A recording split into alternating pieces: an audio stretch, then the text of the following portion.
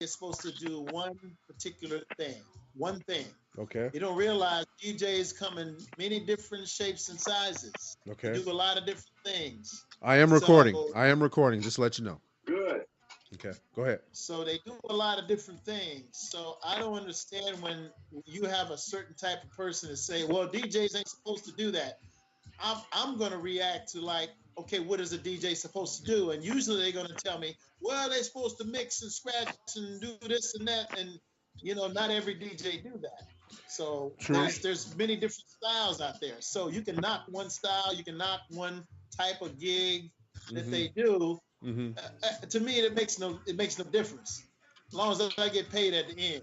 Okay. Well, the thing is, you're paid to perform music, and you spend a lot of your off time even before getting the gig, doing the gig, in sourcing the music that you feel is going to be relevant to the party situation, Right. or else they would have got a fucking jukebox. Right. Exactly. You know what I'm saying? Exactly. Um, That's yeah. so that's the thing that I see is like they have to have the trust in the DJ that he'll play the right music, that he'll Hmm. go through a scheduled format, and then he'll facilitate the client to the point of if they want specials, they want particular songs played during a certain Yeah. segment, then you could Right. you could do that. But other than that, they ought to just let you go through what the fuck you're gonna do for 20-30 minutes, Yeah. and and just leave you the fuck alone because you're getting your rate, right? Yeah. And I don't want my. Well, Oh, go ahead. Go ahead. no, I was gonna say, yeah. I mean, it's along those lines. It's definitely along those lines. I think I think most people think a DJ is supposed to perform, do some type of show, do some type of tricks, Mm, you mm. know, those type of things. Is that That's what you're what they know seeing? about what a DJ Is does. that what you're seeing? You ain't no stripper. Huh? You ain't no stripper. You ain't supposed to be doing no show. Well, Fuck. you know what I mean. When you just Anyway, supposed to play the music and let them so dance. you know, I think He ain't no stripper. it depends on the person what they're talking about, what the DJ is supposed to do, Okay. Right. and I can't do certain things that what certain people want me to do because I have my own style, the Right. way I Right. do things. Right. So your perception of a DJ, well, you're supposed to do this, you're supposed to do that, and I say, well, I mean, if it requires me to do that, I will do that. But that's not what I do. I have a certain format, the way I do things, the way I play music. I gauge the audience, Right. see if they're dancing. I got to get the feel of the audience, the type of music to play. So, There you go. uh, There you go. and you can turn the party out just like that. Yeah. So Right. I Yeah. think I think it's certain people's perception of what DJs do. A hip hop DJ is different from a house DJ. Boom. House Boom. DJ is different from a reggae who play reggae music. Yeah. Play Right. Right. salsa. You know what I'm saying? So, and then here you got to play all of those things because you have those type of people here because they're asking for that. Right. So, Right. They asking and for an ass. That's what they asking for. What's that? What's that, G? They asking for an ass kicking. what's that? He said they're asking That's for. the biggest. There's They're, our comic. There's our comic relief right there. they're asking. There you go. I guess Oh, I'm. the lamp is rebuilt. I rebuilt it. It's ready to go. Oh, you got it working. One, It's working. one of the best cassettes that I ever Uh-huh. made in my life. Uh-huh. I made one Shit. of. Shit. Guess who has that motherfucker? Guess who I gave it to? You looking at him, nigga? Hey, you need to dub that thing, man. Hey, but I can't find the You fucker. can't find it. You need to, We've been trying to yeah, find you that need to shit dub since it, make it 1989. MP3 and share it. We've been trying to find that Yeah, motherfucker since 1989, man. yeah, dog. Been trying to find it a long time. See, what happened was, Yeah.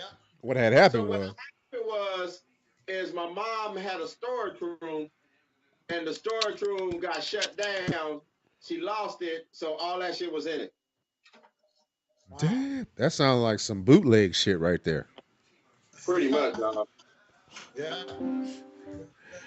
I was fucking pissed. All right, we're live on the open format with the congenitous Bobby Sage here on a Wednesday, hump day. Just here, random conversation talking shit. Yeah. So- You Yeah, I'm recording. I'm live, man. We're 5:30, 5.5 minutes into it, talking about DJing and your experiences and whatnot. Now, I'm not trying to get you on record. I'm not trying to pin you in a corner. That's not my style. Just to explain and clarify my standpoint, I've actually been interested in DJing since the 1980s, like 1981, 82, even before that. I used to take a microphone and put it inside of a tennis can and do pause tape recordings, if you remember that. And that was in the 70s. Yes, sir. I touched my set first, and I'm just gonna give you my history, DJ Madness.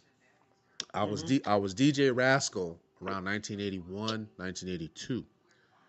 Another individual that should remain nameless, that's in a ranking position in a law enforcement agency in this country, one of the most renowned agencies in this country, actually received a pair of turntables and a mixer for Christmas. It was a gift to him because we were interested in doing parties at the time, house parties in a particular part of Los Angeles. And anyway, I ended up on that equipment when he stepped out of the room. And as it turns out, I ended up being better than him. Uh-oh. They'll tell you that. He'll tell you that. I ended up being better than him and out-DJ'd him on his own fucking equipment. What ended up happening from that point, we ended up doing parties on a regular basis from the house parties, garage parties, all throughout particular areas of Los Angeles. Also knew another friend that had DJ gear. At this time, I was in the military, and that's when I brought up some of the techniques. I won't even say techniques, but the ways that I used to mix, I brought up and presented to you. And pretty much at that point, I think we started getting together and just kind of comparing technologies and philosophies. And that's what. Oh man, I like that track. Is that the Roots? Huh? Is that the Roots, Jay? The Roots. Yeah. Oh my God! I remember when you had. I remember you had that in your Z28. You were playing that at the you're filling that up. Ooh, that's a nice one. That's a nice jammy. Hey, G, did you ever come to our parties back in the day? Did you ever come to our parties? Never. I was too young. My mama wanted me to be in the house and fucking babysit the kids. Oh yeah. But I gave him one of my. I had to get kidnapped by you. I gave him him one of my tapes, man, and that was one of the best tapes I ever made in my life. Fuck! Now you're making me feel real bad. No, I don't mean to. What's that? Oh shit! And where is it now? Well, he's got it somewhere. It's probably lost, but I made a whole bunch of cassettes, man, between 85 and 88 to 90. I made a shitload of blank cassettes, man. I would just get on and DJ for hours and just mix. Yeah. And I got some cassettes out in the shed. I just need to dust them off and pull out my tape player. Still got a tape player. You brought out something other than the picture you brought the other day that really busted my head. But you brought out, oh shit! It was a sound file of me, you, and Cutthroat. Right. Yep. And Cutthroat, man. I'm trying to find that right now. I'm trying to find it right now. Hey, Cutthroat's from Compton. Yeah. That sound like a Compton name. DJ Quick said he knew Quick. Oh, I didn't know that he knew Quick. Yeah, he said they're in the same neighborhood. Oh, well, I knew that part. You've been over to his house more than me, but I've been over there. Yeah, that's where I met Raina. Oh, you met her at CPT? My baby, I met her there, CPT. Oh man. I was there. Okay, I was there. You DJ I like to break in and make an announcement. Uh-huh. If you're doing a set and your plug look like this, where the goddamn camera at? We see your plug look like this. This shit was plugged in there. Make sure you check your plugs that is not touching, because you plug it in, that might be the last time you DJ. Last time you touch it. Message. Oh my God. Hey, you right about that. Yeah, you're right about that. Wow. You're right about that. Yes, sir. I got all my gear. I got all my gear tucked away in storage right now, man. It's in boxes, all wrapped up, real nice and ready to go. Uh-huh. I look at all my. I'm ready to roll, man. At a moment's notice, I have a whole setup dedicated for performance events, and a backup to that. So I have 2 mix decks in boxes, protected right now. Yeah. I have these Stanton units that I bought for a deal. I have a total of 5 of them. 2 of them. Found it. Yeah. Well, I can't afford the Denon stuff right now. I want to get I think Denon or Pioneer DJ has a standalone. I don't know if you can hear this. Oh, that's it. That's it. That's it, dude. That's Prince Bodie B. Word. Oh my God. That's me cutting in the background. That is you.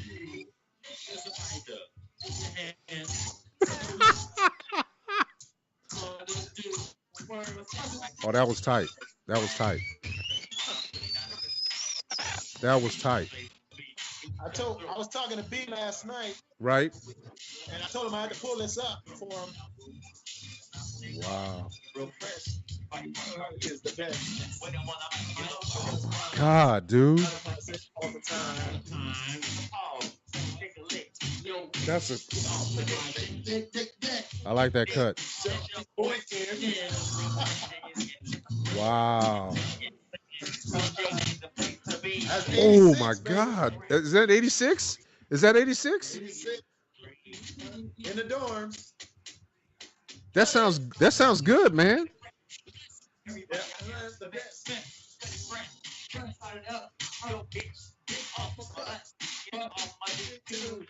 We just clowning that night.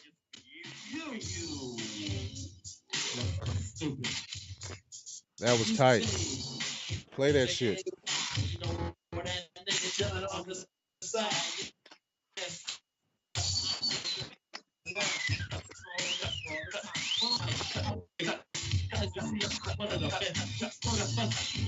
Of course, I was back spinning.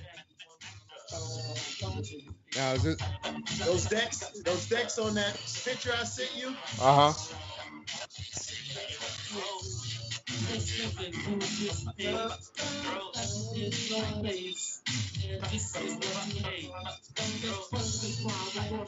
Hey, I need to look it up, but did you know that part of that Houdini album was produced on the West Coast? Yeah. Man, is that Cutthroat? That's Cutthroat. DJ Cutthroat.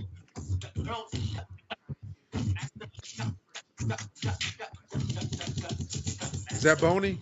That's Boney and Cutthroat, right? Slow it down a little bit.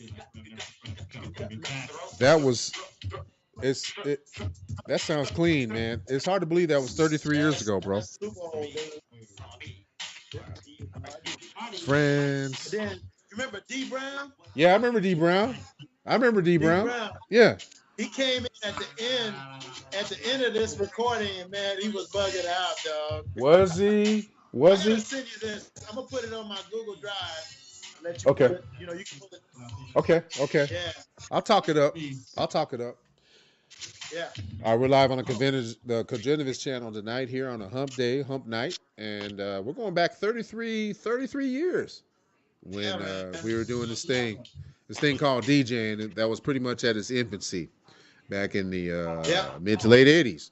And we had a lot of inspiration because we were there on the West Coast at the time. We were both stationed together in the military. We barely got 1580 K-Day. And I know I shared this with you before, Mike, but Greg Mack said he remembered us from that show that we did. That blew my on the bass. They came on the bass too. Yeah, that blew my mind. That blew my mind. I mean, when we did that show on Lompoc and I was the MC and or whatever. Oh, what's her name that said that? Actually got started in DJing, really. Yeah, with Tony G. Oh my God, Tony G was master. I know you know from my IG page, man, because you follow him too. Him and Joe Cooley. The story about Joe Cooley is he dated somebody that I went to school with. Right. Just to let you know how tight this circle is. I mean, I already told you about the story about Egyptian Lover, right? We went to the same high school. Yeah. And I told you about him, Joe Cooley. I mean, I'm not high signing. I'm not naming everybody, naming names or whatever. I'm just going through memories and history. Just to let you know. Yeah, just to let you know how close this DJing thing was, but it wasn't paying a fucking 401k. I was told. I'm sure you were told to go for the safe shit. Right. Dig? I mean, I was told to go for the safe shit, get a fucking civil service job, much like Hollywood Shuffle. There's always work at the post office, right? Mm-hmm. I was told to go that route instead of just taking a chance and going out on a ledge and DJing. But it's not about me. I don't know what it was for you, Mike. I'm Mike. Goddamn. I don't know. I don't know. My mom's was like, that was what she wanted. If I had got out of the military, she would always say, "Don't you get out that Air Force. You better stay your butt in there and retire." Wow. So you listen to her. I kind of took that and went with that. Hey, listen to mama. Hey, props to her, man. Yeah. I know she passed away, man. Props to her. Props to her, yeah. I know. Yeah, we lost her in 2009. We lost her in 2009. Yeah, pops. I lost my dad in 93. Oh. Oh, 9 Trey? Yeah. 9 Trey. It's been that long?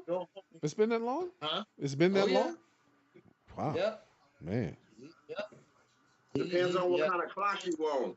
Been gone a while. Yep. DJ Tony G. Yeah, depends on what kind of clock you on. I still communicate with that cat, man. Tony G is always giving me high signs on my shit that I post on my IG. I like this video where he's cutting. Oh yeah. You know, he wasn't. I don't know if I told him or not. He was an inspiration for that fast shit, man. For me, Tony G. Yeah, he was. I know, you can't even dance to that shit. You gotta sit there and act like you at a battle or something to even listen to it. What's that? You gotta be like in a battle mode and shit, right? Yeah, you gotta be like fucking just, and that's battle mode shit when you hear it like that. When you mix it as a song going, you can groove to it, I can understand it, but the fast mixing you got, that's like battling. Well, see, you got to understand that scene. The scene that Tony G came from was Florentine Gardens and all that shit in East LA. Another one that actually that does not get a lot of props, man, is motherfucking Joe Cooley. Yeah. That nigga. You ever listen? You ever check out his posts on Facebook? Yeah. You ever check out his posts? What are you getting at? You know, he's kind of hurt. He's kind of hurt by I guess something happened between him and Rodney O and I picked up on that money situation. Yeah. Always money. Well, yeah, money and fame, man. Niggas want to steal the light. I mean, there's some shit about Dr. Dre that he got credit for a lot of tracks he did not do. That's right. He did not do them. Okay, I'm not naming names. I don't know this for I don't know this for fact. I don't know this for fact. But Chris the Glove Taylor, who I'm Facebook friends with, who I actually happen to know semi-personally, that used to live around the corner from a good buddy of mine in Ladera Heights. Yes, sir. Pioneering fucking DJ. They used to be on the motherfucking stage with Ice-T. Yes, sir. Is not an $800,000 guy. or $800 million guy. He's not a billionaire. Dr. Dre is. Right. Chris the Glove Taylor has credits up the ass.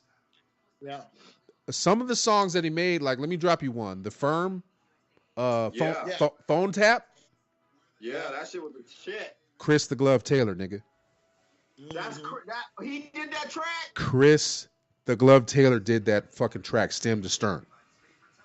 Wow. You gonna go there with me right now? I'm gonna go there right now, nigga. Cause you know you a beat G Funk. You a beat manufacturer. Yeah. You know shit. Yeah. You know I got a catalog myself. I know you do. All right, let's talk that out. Give me your website. Go. You gotta share, man. Go. Black Junction TV, man. Congenivis. We do the music thing too. Yeah. G Funk got a catalog. Go ahead. Give me that website, man. Don't give me no MySpace bullshit. I'll tell you what. Don't give me no MySpace bullshit. Future Funk. No. You ever went to Number One Music? Go. You ever been to Number One Music? Go ahead. It's called Number One Music. Is that what it is? Yeah, it's a website. That's all the way live. Number one. So Number One Music. Okay. If you type in GE. Okay. PHUNK. Mm-hmm. I got plays, nigga. Don't even look at me like that. Don't even look at. I got plays, but look at me. What was the name of that? What was the name of that again? Number one. Number One Music. Hold on, I'm about to open up my computer. Hold on. Is that spelled out? Number one. Yeah, type in Number One Music. One Music. Okay, got you. Yes, sir. It says Number One Music, scam, reviews, legit. I'm going to the Number One Music. Yeah, look at the site. Don't be listening to the haters. Don't listen to the haters. All right, I'm trying to get to the site. Number One Music. Legal. Number One Music. Look at that. First thing pop up. Look at the link. You said type the link. I'm on it. I'm on there. And you said okay, type in GE. Spell it out. Spell it for me. Say it. GEPHUNK. There it is. PHUNK. All right. Typing it in. Okay. I typed it in the search thing up top. I got nothing. I got nothing. Stay on the phone. Your search return no results. Who you calling no results? Is it space between GE and PH? Yeah, I'm sorry. Put the underscore. My bad. Doing my thing is DJ AD here on Live on the Cogenitive Show. DJ AD, phonetically DEEJAYAYDEE at gmail.com. Doing our thing here tonight on a hump night. The Cogenitive Show here. Breaking into the music aspect of it, man. Talking about music and DJing. Brother, can you see G Funk up there? Yeah. And is it me? What you see me in a palm tree? Is there a palm tree behind me? No, I see you. Looks like a picture of you. You doing like this? You doing like this? Oh. Okay, is it on Number One Music site? Is it on the Number One Music site? Yeah. It says it says N1M up top. There you go. So where's the what is there a play button around there somewhere where you could play a track by me? Yeah, let me see. Let's play it here. Yo, he's giving you clearance to play a track, man. No ASCAP BMI shit needed. No needed. You could just go ahead and click on it right now, Madness. Here we go.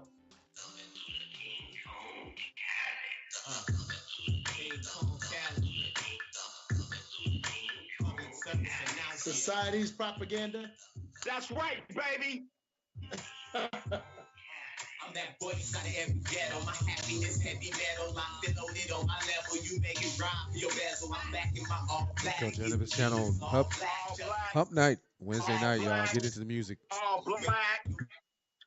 G Funk, Yes, Future sir. Funk, doing his thing. That's right, baby. That's kind of hot, dog. Thank you. We're live and recording. You heard him? But without standing like nothing, but without laughing, I'm riding, but without feel. King Kong for real, it's the concrete jungle of rain, moments of still. Yo, with the proof of Morella, so hot, I'm looking for shade. Future focus opponents, and new eras on the way. This society's propaganda, what you gonna do now? What you gonna do now? What you gonna do now? What you gonna do now? They want to solve it, but man, what you gonna do now? Society's propaganda, what you gonna do now? They want to solve it, but man, what you gonna do now? Front line, I'm in the trenches, enemy lines. If you watching this public announcement and you were witness this invasion approaches of life facts and rodents, military is all right. Okay. All right. Look at you by the others, your stories they token. Our government is the terrorists hiding behind the open, signing off on the bills, killing us in the open. Sad time living, what's Saturn is all our baby. Who know the words of the song couldn't even count to 80. No respect, You can't count to 80, dog.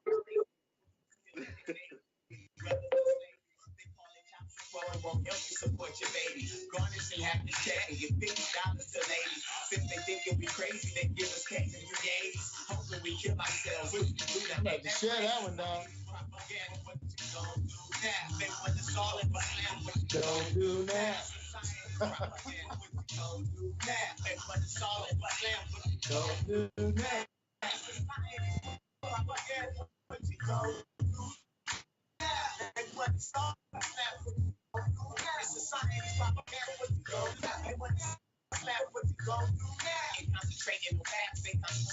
Yeah, I definitely need to get with you on the machine, man. You know how old that track is? This one? That track's old as hell, dog. How old? It's old, dog. Years. Damn. I did that years ago. Years. Hey, I'm still here. I just kind of dimmed the mic just to let you know. I'm sorry. I didn't want to be. I'm sorry. I just got No need to apologize, man. No need to apologize. I heard my stuff on live. Y'all brothers are the only other brothers that have ever heard that, besides the people that played it online. Well, we need to get it. We need to get it out there. And I actually did a little Instagram hit up there. So hit me up on Instagram real quick. Yes, sir. I was just kind of talking about it. Let's get some traffic to that, shall we? Let's get some traffic to it. But check it out though, Madness and AD. When I did that track, y'all actually are hearing how I felt at that time and what I was going through. I put it into the track. How long ago was that? Years. Okay. That tells me a lot. Quite a few calendar years. All right, so 90s, 2000s. I'm not that goddamn old. I'm joking with you, my brothers. I'm joking with you. My apologies. Okay, let me give you an idea. Okay, I worked at Guitar Center, 2002. 2002, I was Guitar Center. Okay. I worked there for a couple years. They gave me management position. They were trying to give me keys, but I was like, no, thank you. I just stayed department manager. And that was the birth of Future Funk and G Funk all at the same time. Right. So when I was representing, that's who I am, an artist. As an artist, not a rapper, but just an artist. So then I started getting into production. Yeah. Got into production. Yeah. You know, and I was getting all the samples and from all the reps from all the software companies. So I created this massive library of every sample you can possibly think of, Indian traditions. I mean, we're talking across the board. Right. I got involved, but instead of me, that's crazy, pushing out the anger, like lashing out at people, you know what I mean? I put it into starting producing music like what you heard. The track you heard, I did. Yeah. That's dope. That's dope. And then the artist is Kano. Kano came together. It's like every track I played him, he was always trying to spit some lyrics. So this is pretty much that track right there. We just worked on. It was like I came over. What you want to do? I said, you want to get out and get some work done? Yeah. I threw that track on, and he wrote to it, and we recorded it on my little laptop. Hey, Funk. I had a talk about mobile DJ. I was doing mobile studio back in 2002. Man. I'm sorry. No, man. I apologize this good content. This good content. This good content, man. You see what happens? No. You see what happens when we let you see what happens when we let it flow? Yes, sir. Hey, Dig. I posted it up to IG, man. Go ahead and co-sign it on IG. I posted it up on my DJ page as well as I call it podcast bang ganging. All right. Hey, let me ask you a question, Funky. Yeah. Real shit. Yeah. Knuckles. Yeah. What's up with Knuckles, man? I kind of got disconnected from him because, apparent reasons. I don't really care to really discuss because it wasn't. You know what it was? It was me. I was feeling like I had to make the change, but I had recommended and encouraged him to make certain moves. You know what I mean? He bought the camera. He started getting into that. You know, there's other things too that I encouraged him to do. He did it, but it was the things that he did that affected our own family that I didn't like. So instead of getting into him with him about that family life and what you shouldn't be doing each other wrong like that, I chose to just step away from him and what he had going on because he was honoring someone who wasn't even his family, but I was coming in with tracks and I was like, I got all this, but he wasn't trying to hear me. He wasn't trying to hear me. Now, Madness, to give you some background, not to let you out. He's related. Was he first cousin to you, right? To he's a rapper that's I won't even say what level he is, but he's down with RBX. He would probably be in the same vein as a DJ Quick. I mean, would that be fair to say? Would that be fair to say, G? No, sir.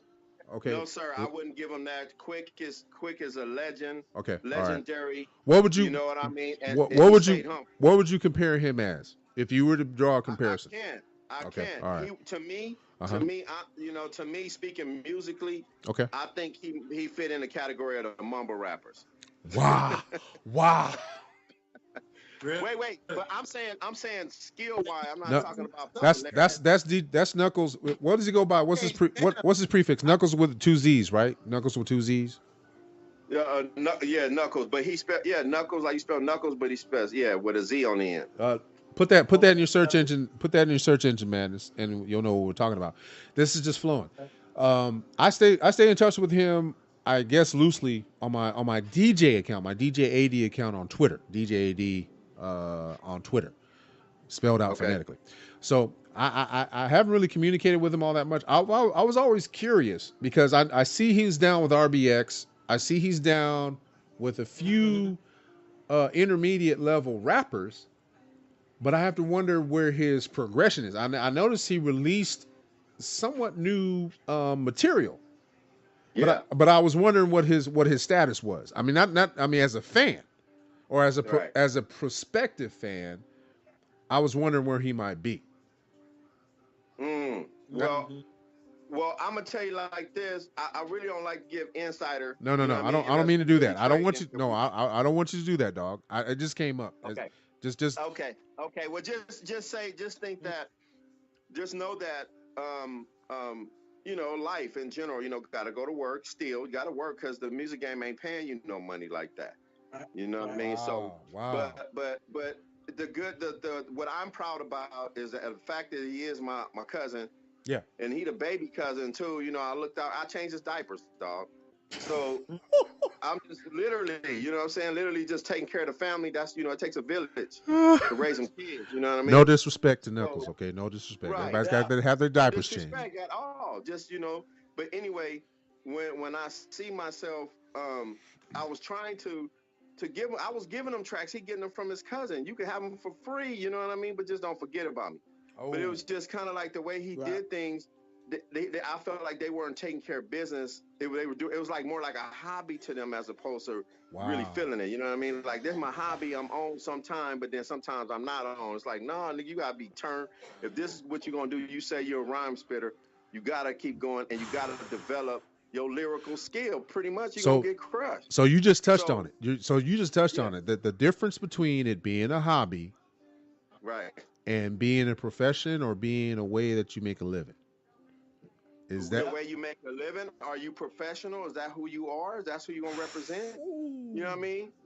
You gonna or is that who you like? You putting in this energy and time to produce music. I want to make timeless music. I want y'all to hear my track when I'm gone and be like banging your head like, I can't believe this fool gone. You know what I mean? Because the type of things he did. You know, but and you heard that track, so Madness. Like that track right you heard that track from what'd you say that was in 02? I was saying I was kind of giving you a little history when I tapped in to that energy because it was so many negative things going on during that time and what was going on, you know, family things and situations and living arrangements and all that weird shit. And then I still stayed on working hard at the Guitar Center. And then from there, I just started developing my mental state and developing, being a better person and making sure that I don't do nothing to anyone that's going to affect them negatively because I wanted positive energy in my life. This here's the Cogent Talk channel. I don't mean to talk over you. Let me go ahead and just let people know where we at. Cogent Talk channel, the Cogentivist here, otherwise known as DJ AD, otherwise known as Bobby Sage. Here on Hump Night, and we are sitting here talking about DJing and aspects of DJing and I guess rap music production, and everything else. It's just all under one umbrella, and we're speaking from the standpoint of having a lived experience and different perspectives here. So I'm just your host today, and I'm talking to DJ Madness and actually G Funk. Yes, sir. Doing the damn thing here through Skype. You can't see us because we're going to keep it invisible. If you know what I'm saying. No, just keep it 100. Keep it 100. All right, go on with what you're saying. Go on with what you're saying, G. I didn't mean to cut you off, man. I just want to let people know what they listen to. Well, you brought up in his position where you think he is now, and I was just like, well, you know, you have to decide what you're going to do, and then when you don't connect with your own cousin, your blood that's doing the same thing, we could have developed a family ring right there, like everybody that's in music, DJ. Facts. You know, my cousin, you know, rap production. Facts. We got Madness over in Florida. Facts. You know what I mean? Like just the whole family thing. We could have done it as a family and been stronger because we're investing in our ourselves and investing in the art that we love. And we could have it would have just been so wonderful because I wouldn't have been asking for any money because it's gonna show in your work that you do. I want to make timeless music. Wow. And they was wasting a lot of time for me. To me, they were wasting a lot of time. I'm sorry. Damn. I said the word wasting. So they weren't serious about the business part of it. Well, the thing is the business says, end up being independent. So he figured it out, like he'd rather stay independent. So he's independent, so he's doing it at an independent speed. Wow. You know what I mean? So But he's known in the IE, you know, RBX. He pimping Ken, all them dudes in Pomona. You know what I mean? He from the IE, he got it tatted on his knuckle. Shout out to P-Town.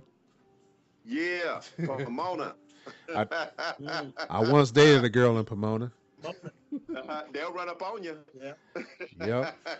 Dimensions of Sound Entertainment out there in Florida. Dimensions of Sound Entertainment. DJ Madness in the house. Go ahead and give him a call. Check him out there. Is it .net or go ahead and drop us your website information there, DJ?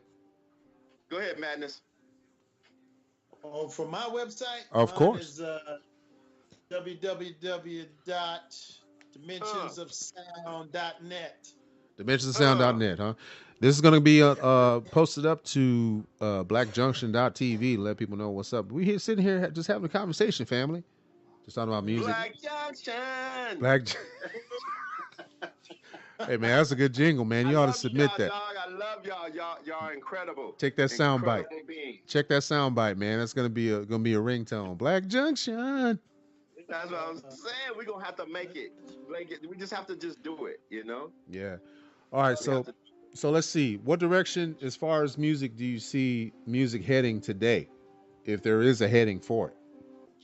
Well, I mean, you got to see who is at the top of their game right now on who all in the media being seen. Migos. So that those guys, you know, Soulja Boy didn't surface. He didn't put his cape Hey, back on. This hey, dude hey, cutting hey. up. Let me mention something. Nipsey Yes, Hussle. sir. Nipsey Hussle. Nipsey always doing, you know, but you know, Yeah. you know, but you know behind him, who behind? He got a whole army behind him that's well known in the city. So RSC. they can't even touch him. They can't even touch him. So them brothers is doing it independently, and you know, I guess that is the market now that you have the World Wide Web, the net. That's where your energy, you put your energy in there. And then what I found out too, I just want to pass this out to the people. Go ahead. Is that there were some things going on with YouTube and everything because they wanted to get more money, of course. But apparently, if your song is played on the internet, it's the same thing as a public appearance. Like, so you get credit for that. Are you so that really? Yeah, yes, sir. Yes, sir. That's considered as a public appearance. Because you're yeah. I heard that. Yeah, I've heard that. Yes, sir. You know what I mean? Like you want to know if what a person's stats is. Do he go out and does he go out and perform for the people like that? You know, go out and perform. But technically, when the people watch a video online or on YouTube and play your song on there, that's considered a public appearance because they are hearing it somewhere else in the world. You know what I mean? It's not just. Are you locally known? You know, I'm known all over the world. Okay, I got a question. I got a question about that. Is there any attributable benefit to that? And if so, what is it? It is, but that's something that's why you gotta have. If you're gonna go at that rate with your music and your art, then you gotta speed your heartbeat up because you're gonna have to work with these companies who are controlling that network of it, and you have to make agreements with them. You know, so that's where you would benefit. There won't be any record company but the one you started, you know what I mean, or DJ service. So are we dealing? Are we dealing with airplay? Regardless of the medium, it's airplay. Yes, sir. Now are we doing away with A&R now with the inception of social media? Like we see the ascent of a Cardi B, and with the exception of this minor legal scrape. We're looking at Daniel Hernandez, otherwise known as Tekashi 6ix9ine. Your social media presence is your radio play. Yes, sir. Yeah. Wow. Yes, sir. Wow. That's the dynamic we didn't realize. We need to tap into that. See your likes. A lot of us coming up, we came up. We were looking to have our music on the radio and to be heard. Right. Well, social media is that medium to be heard. So, like you say, airplay is everybody in the world is listening to it. So, may as well utilize it. Yeah. That's why I told you to go hit G-Funk up at #1 Music and go see my plays. I woke up one day and I had a notification from them and I was up to like 3,500 plays when I just put the tracks up. 30, you know what I mean? So 3,500? 3,500? Yes, sir.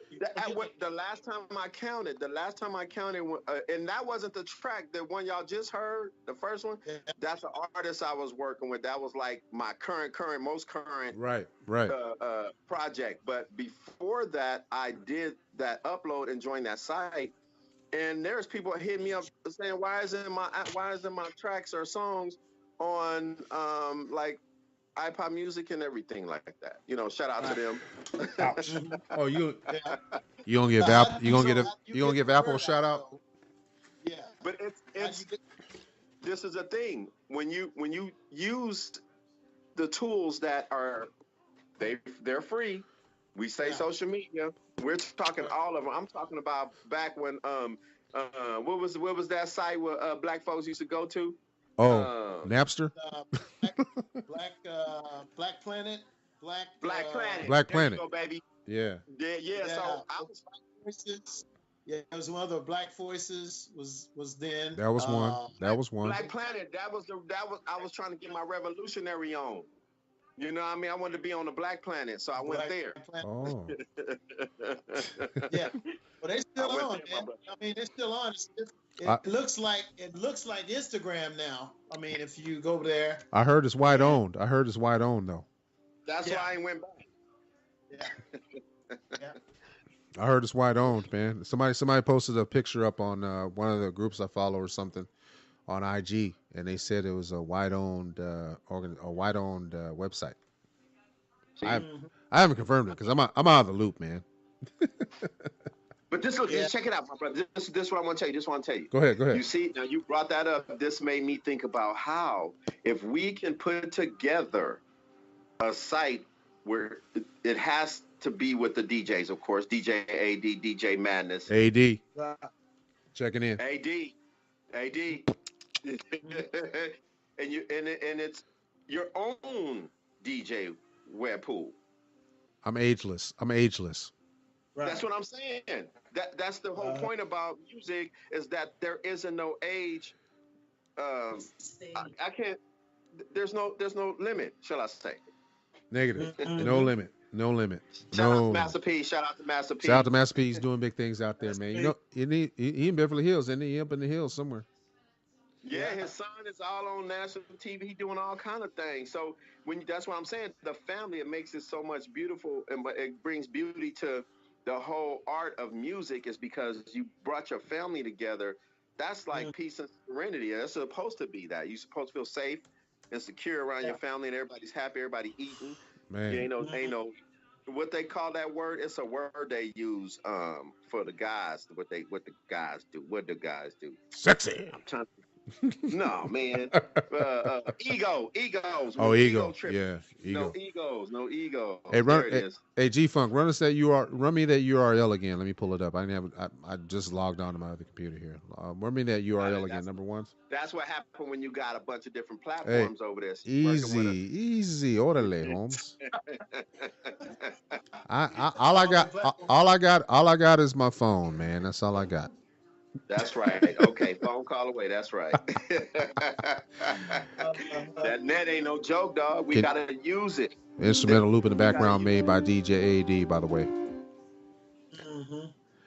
And check it out. You can't even abuse it enough. You know what I mean? It just keeps going. You can put as much information out there for the people to hear and listen to and get something from, and it's you put it in the universe. So we speak positive. We put it in the universe, and we gonna get positivity back. You know what I mean? Word to your mother. Now, is that number1music.com? What's that URL again? I'm sorry. Yes, sir. Madness, would you like to give it to him? You're closest. Number1music.com. What's that? What was that URL that he's? That website? Yeah, please. Hold on a second. It is #1 www.1music.com. Got it. Okay. And /GEPHUNK. All right, I was. There wasn't no underscore in there. There wasn't no underscore. In the address bar, it's no underscore. I was messing around with some butt nakeds. I'm sorry. Yeah, sometimes that happens. No, all the time that happens. All the time that happens. Limited flash on the screen. Butt nakeds at your fingertips, man. Come on now, it's a lot easier. It's in the commercials you watch. What do you mean? Oh, I know, man. I saw a camel toe in the commercial in the morning. I need more time than that, though. I got you. You're right. You're right.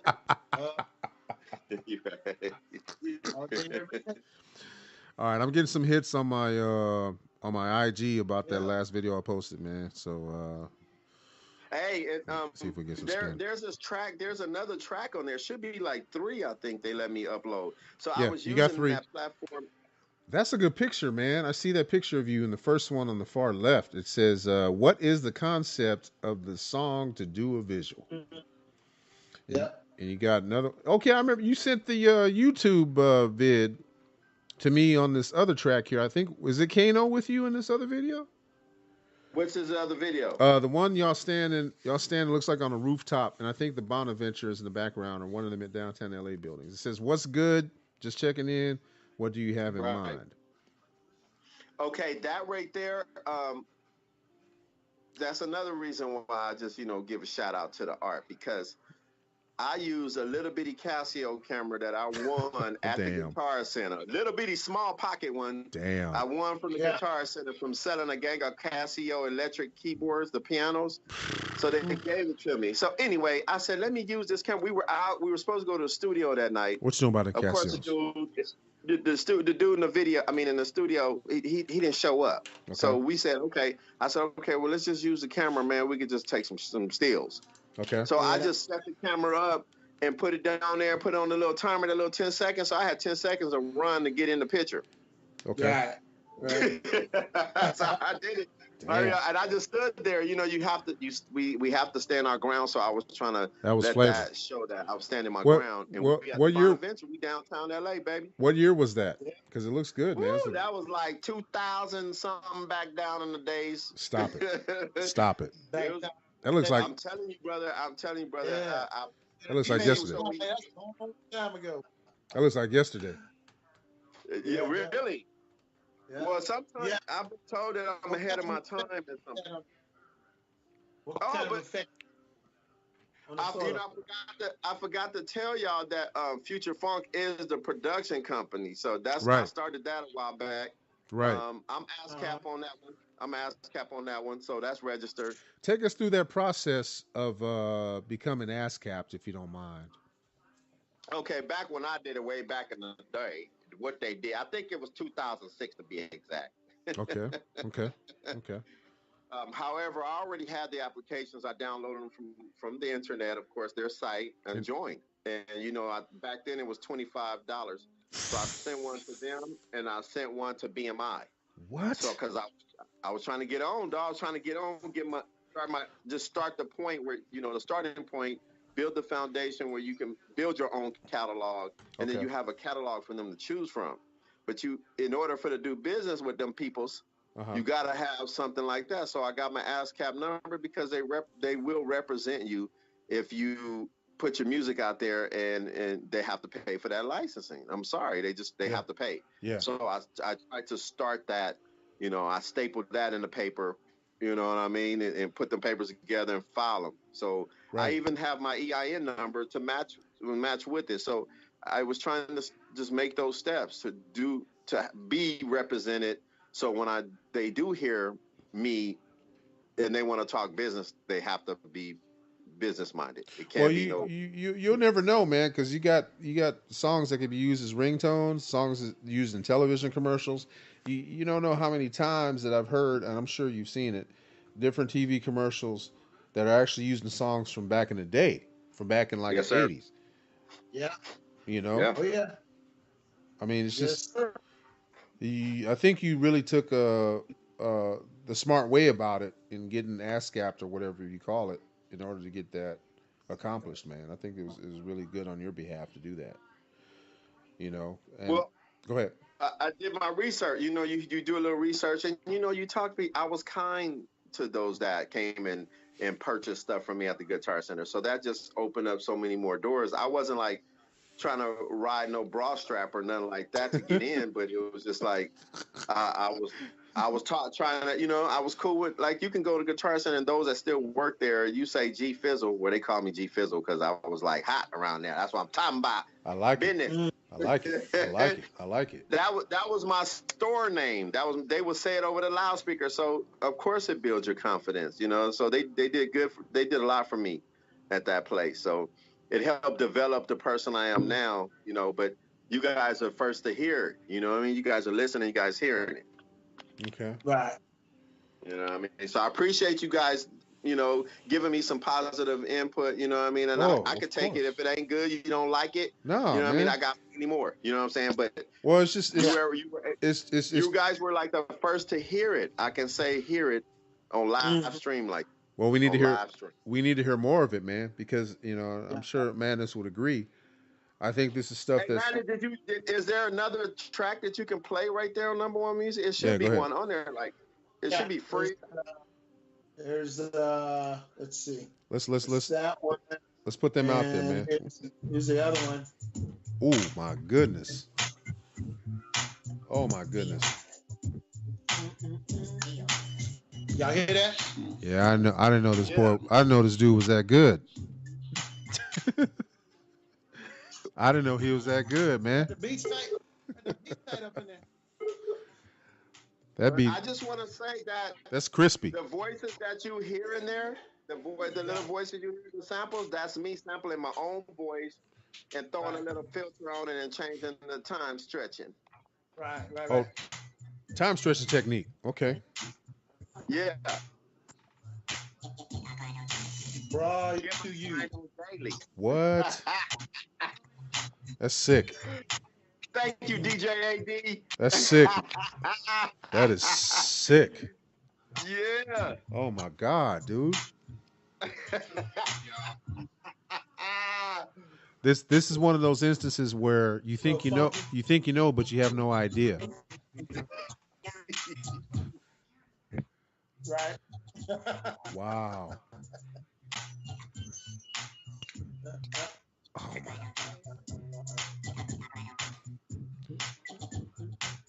Uh-oh. So that's hot right there. Okay. So you can play that madness. Go and throw that in your mix if you need to. Just Oh my you know. god. I'm gonna throw that in mine. You kidding? You. I need an MP3 of that shit. Well, you can have it.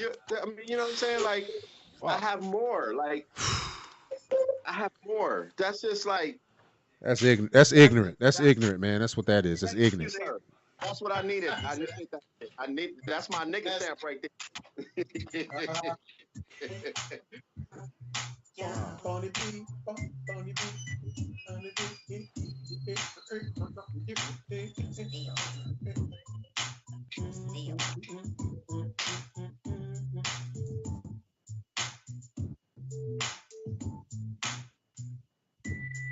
Let's see.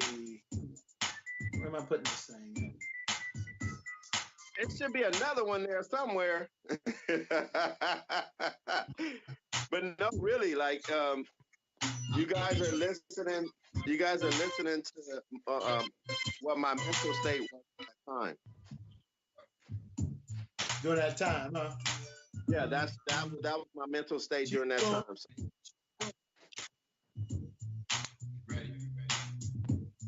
It's kind of funky. Like you only got 2 tracks on here. No, 2 tracks on here. So it's only 2? Okay.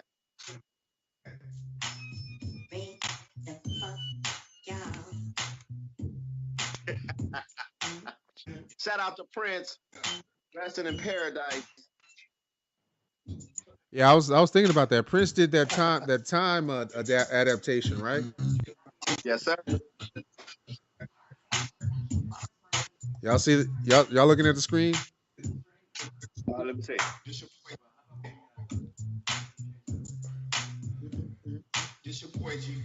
I don't see it.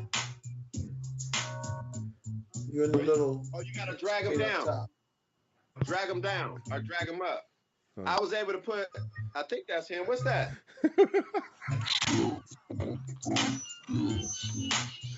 Hold on, I'm trying to see if I can get that image. Hold on. Oh, well, there you go, AD. Yeah, I was looking for you. Hold on. Ooh, man. He was up a minute ago. Right here. Oh, the Coach Genevieve took a snapshot. Genevieve. Right. Y'all can see that? I see a little something. Oh, okay. I must be doing something wrong. Hold up. Hold on. My bad. All right, hold on a second. I'm still here. Oh, where's the music? Oh, it went off. Yeah, that's righteous. Hey, but that's what I'm talking about. Stuff like that can make it right. I see that, though. That makes it right. Yep. When you're in your right mind, you see those things. I got a story to share. Yes, sir. But I ain't gonna share it now. Okay. Another time is always a good time. Yeah. It has to do about the summer before I went into the service. Oh, okay. Yeah. I was all of 17. Man, I like that beat, man. That's sick. Thank you, sir. There's more where that came from. Oh, I know this. I know this. We need to get it out there. Live on the Congenivus channel. By the way, this is a Congenivus channel by total coincidence. This is pretty much DJ AD type of situation here. Your host today, talking with DJ Madness, as well as G Funk here tonight on a hump night. I'm talking about music and all types of things that fall under that. You're hearing the sounds and the stylings of G Funk in the background. Let us know if you like it. Hit me up at codegentconvo at gmail.com. Codegentconvo at gmail.com. I'm sure they're going to give y'all the URL at some point if y'all would like to know. Yeah. Seems like a Friday or Saturday night. That's what I'm saying. When they put them calendar days together, they was trying to keep control of us. Ooh. You know what I'm saying? It ain't. You say it's hump day. Getting all X-Clan on us. X-Clan on us, baby. Yeah. We don't even know what day this is. Yeah. Did you know? I didn't know this until recently that springtime isn't necessarily until April. Wow. That's according to Kemetic science, the science of Kemet, ancient Africa. The actual New Year. I'm sorry, New Year's isn't until spring, until April. Oh man, screen capture of that fire water. What you folding out there, man? Your check from ASCAP or what? You unfolding your check from BMI? Well, I have not. Well, you know what? BMI won't let me go as a. I tried to get off the BMI, and they wouldn't give me my registration back. Like they just kept it. So man, I gotta make sure that when I do it, that I am the producer. I am the publishing company. Right. So they're gonna have to deal with me anyway. I'm with you. So publishing get 50% off the top. Oh, is that right? Yeah. Yes, sir. Yeah. Yes, sir. I'm just saying though. Damn, dude. 50% off the top? Off the top. What the hell are you left with after 50% after they take their cut? 50%. No, you 50% publishing. That don't seem right, man. That seems like some bad mathematics. Well, look, because they figure like, well, if you are a publishing company, which I am, I get 50% of whatever. Oh, okay. Got you. Okay. So.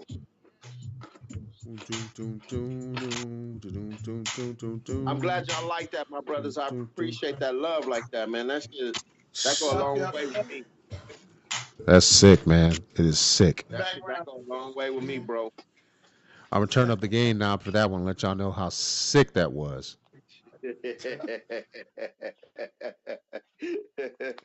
Hey, wow. I will put that in my core. And I will bump that on my core. Tell you, well, you're gonna have to replace your speakers because it do hit kind of hard. I know. So I don't know. Hey, I don't know if you saw my video that I posted up on IG, man. That the speakers in the car that I just got are pretty damn good, man. I'm still getting used to them. Okay. I get it. But I know I would tell you certifiably, if I put that track in my car, I probably by the time I reach the destination, I ain't getting out that motherfucker. Because I'm just rolling with it. I'll be that sitting. Means a lot to me. Hey, I'm serious, man. I mean, you can play that on a low. You can play that anywhere you good to go. You know what I'm saying? I mean, I'm not just saying that because we can, folk. I'm just saying that because the shit sounds good, and there's an absence of that on the airwaves now. You know, got that West Coast feel. Well, where you think I'm at? Well, you know what though? That's the thing. We need, I mean, we got Kendrick Lamar, Nipsey Hussle. God dog, my mind is missing right now. ASAP was it ASAP Rocky?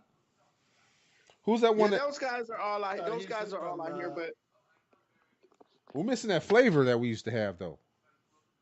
because they're trying to give the people what the people they want to give what the people want. They like, you know, well, there's more. There's a different. I come from different aspects when I create music. I just don't.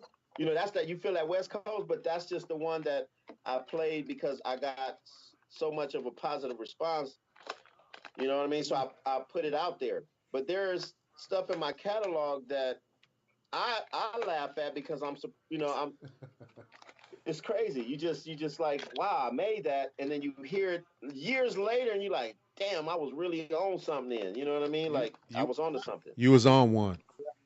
I was on one and on to something, but it was like that's how I felt at that time. So what you hear is what you really.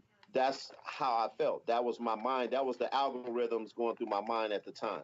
That was the algorithms. Hold on a second. Let me put emphasis on that. Let me underline it, bold print it, and italics it.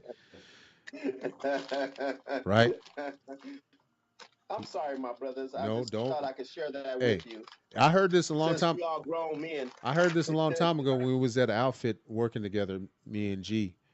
That you're not Right. sorry, you apologize, I apologize. That's what I Apologize. said. but it's not No, necessary.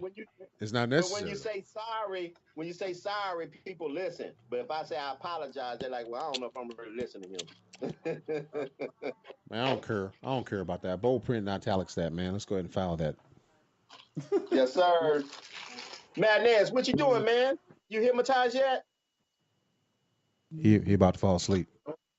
I know he about to fall. He's like, I'm about ready, man.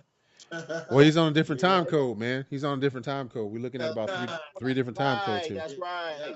I'm not saying put out your location because I closed my location shit on my phone a long time ago. Yeah. But it's safe to say that we're coming to you tonight here on Black Channel on Black Junction TV from three different time zones. So Yeah. this just shows you the advent of technology and the bonus, the benefit there is of technology. Three cats That's right. talking, just talking. Open microphone. Just to let y'all know, just for your benefit, we're at an hour and about an hour and counting, hour and 7 minutes of recorded content. And Yeah. we're just in here tonight, just at random, just talking about music, shooting the breeze, man. Hoping to hopefully build an audience. It's not for my benefit. It's for a legacy that we hope to supplant. That's right. Right? Because we know that what we put in the interwebs is gonna stay forever.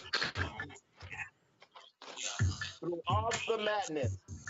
DJ Madness there doing his thing from the Atlantic side of the world. Again, Shout out to Madness. Shout out to DJ DJ AD. DJ AD is available here, ready to DJ. Go ahead and DJ AD here, live in effect, ready to do your next party, wedding, or whatever it is, bar mitzvah. I don't care. all right, I uploaded that Party Hardy Boney B Okay, track we did in '86. cool.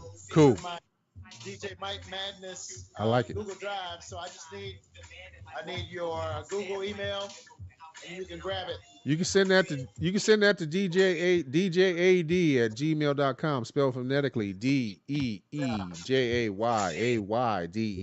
at gmail.com. And I'm letting everybody else know that too, because I need bookings. I need to do some gigs. I'm actually going to send you an email just so to link up there, Madness. Let me add you to this.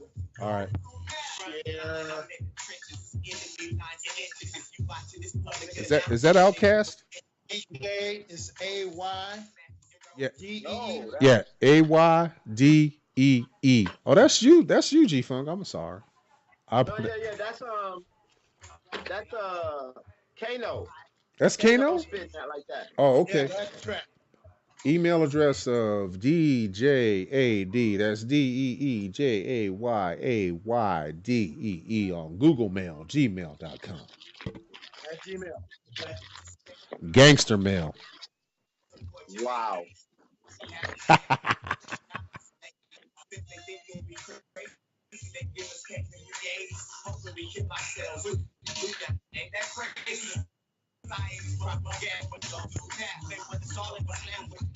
That was actually that was Christmas '86. I remember that. '86. Christmas 1986. 86. Yeah. Do now. Did I have my new car back then? Did I have my 86 Ford Escort lowered on BBSs? Whoa. Probably so. And back then I was DJ Cutmaster J. Oh, that's right. That's right. That's right. You were Cutmaster J then. I was Rascal back then, I think. Either Rascal or Scorpio. Yep. I was either Rascal or Scorpio. That's what I was. I like Rascal. Yeah, Rascal's sick. I might bring that back, man. Who knows? I don't know. Yeah, because you was like cutting it up. Oh, thank you, man. I'm blushing. I'm blushing right now. I'm really. Ah, shit. You know you was making it happen. I was like, all proud. I was like, my cousin made this, Nick. Well, I had a cat. I had a cat walk up to me at a party one time I was doing over on the west side, and I was doing I was playing ABC. The song was called "Be Near Me" by ABC, and it was the Munich version. It was the Munich dance club version, and I had a cat come up to me. His name is Titus. I'm always going to remember it. And I think he's a doctor right now. But he came up to me and he said, "Man, I like the way that you phase that song, man. Would you please keep doing that all night? Just keep doing that because I dig that." Wow. Yeah, I got a lot out of just watching people dance to what the hell I was doing to the music. You know what I'm saying? Right. That's what it's all about to me. That's the essence of DJing. That's right. You know. Absolutely correct. Madness. Yo. Hey, I got this other call of you that's on hold. Do I disconnect that? Yeah. I don't know. All right. I don't know. If I drop. All right. Well, no, I'm gonna leave it on there. I'll leave the screen up. I'm on my phone, so let's see what happens. All right, I'm gonna do it right now. Boom. Go ahead, drop it. All right. I'm still here.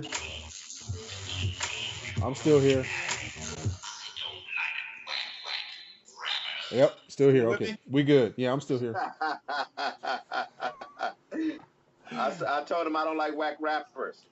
You don't like whack rappers? I don't like whack rappers.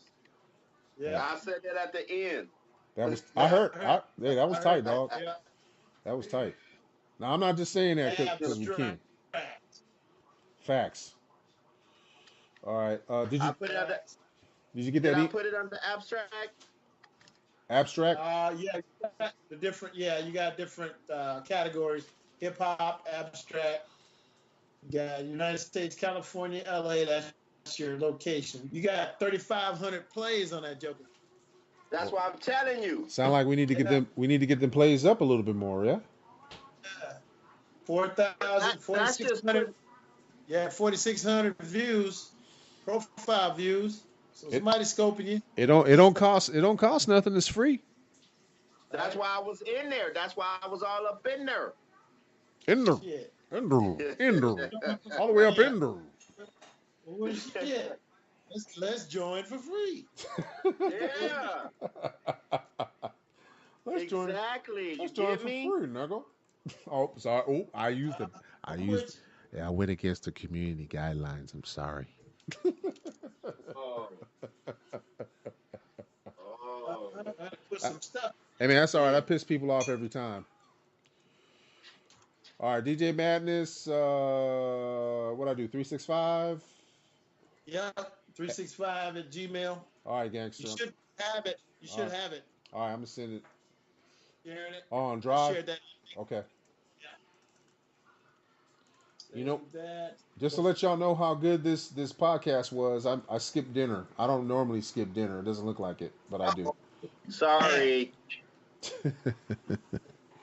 I apologize. Hey, I'm probably gonna be sleeping in my car tonight. I'm just letting y'all know.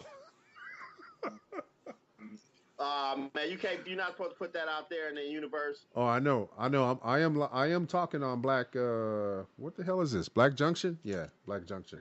Black Junction. I won't use the other black related platform because homeboy called me. The guy that runs it called me out my name. He called me a. What did he call me? He called me a coon. Woo! And I'm like, I don't even know you. I don't even know you, fool. What the hell? It was just a little bit of disagreement we had because his platform wasn't working right, and I complained against it. I didn't like snitch. I kind of complained against it, and I went through YouTube and posted my video, and then he told me something to the effect that I went to the white man to complain about a black man's problem or something like that, man. So I was like, nigga, please. You gotta be effing joking me. You out your damn skull. That's outrageous. Yeah, but that's past history, so I'm no longer giving him my money. There you go. See, that's why we always try to work with our people, dog. We always try to work with our people. Yeah, we try.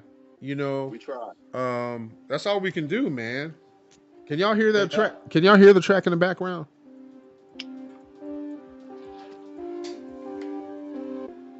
Can y'all hear that loop? Yeah, it sounds like we're about to step into another dimension. I made it. Yeah. I be making tracks like y'all. I'm trying to get like you guys. Damn, I bumped my head on my microphone. Ain't that a blip? Woo! All right, we're still here talking. That sound like fireball to me. Nah, man, I got it under control. It ain't like I'm gonna drive a car or anything like that. I know, but you guys put me on the spot. I had to burn rubber right after I took that shot. No, you did not. I didn't. I didn't see that. The rhyme chose me. You didn't even hear that shit. That shit was like lyrical right there on the spot. I'm telling you. Wait a minute. Now, who penned that? Did you make that up? I just made that up right now as we speak. Man, I heard Q-Tip say that shit before. I don't know how. Q-Tip ain't done nothing in a long time. Them dudes are shut down. They don't need to do anything. They ain't shut down. Hey, did you know that a politician thought that Fife Dog was still alive? That's cold, dog. Shout out to Fife Dog. Shout out to Fife Dog. Her name was. He been gone what, a couple of years. He been gone a good lick, man. He been gone enough to be deep in the ground and dematerialized. I know, but you know. Yeah, he compost. We I got a cough. Hold on, I got a cough. He said he. Wait a minute. Homeboy said he compost. I thought we were supposed to be talking about the music. All right, I'm gonna stay out of politics, man. I'm gonna stay out of politics. You know, that's the cogenivist side of this, man. You know, as cogenivists, we get. You know what? Just for the benefit of all our listeners out there, I'm gonna define what the definition of cogent is. I know you guys already know. Cogentivist is a made up word. Okay, so I got the trademark on that. All right. Thank you, sir. Because I'm looking for a way to sue somebody anyway. Thank you. Okay. Cogent is a pertinent, relevant, a cogent analysis. Cogent means having power to compel or constrain. Cogent, the definition of cogent, according to Merriam-Webster, means appealing forcibly to the mind or reason. Convincing is a synonym. Means like the same word. So when I pick that cogent, we talk about facts, we talk about things that are really definitive, and they're not necessarily based on emotion, they're based on factual consensus. And it's fair to say that that's what we've been talking about for the past couple hours. Right. You know, and it just happened to segue into music, which is also a passion of ours, and it's also a passion collectively that we've been able to succeed at as a people, because it's in our ancestral heritage, it's in our background, it's in our DNA. To stomp on the one, just like a James Brown. You ain't gonna stomp on the 3 and 4. That's for square dancers.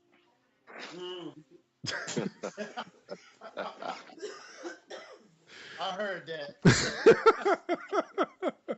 Oh, you a square dancer? I heard that. I mean, that's what James Brown, man. James Brown said, "Drop it on the Right. one."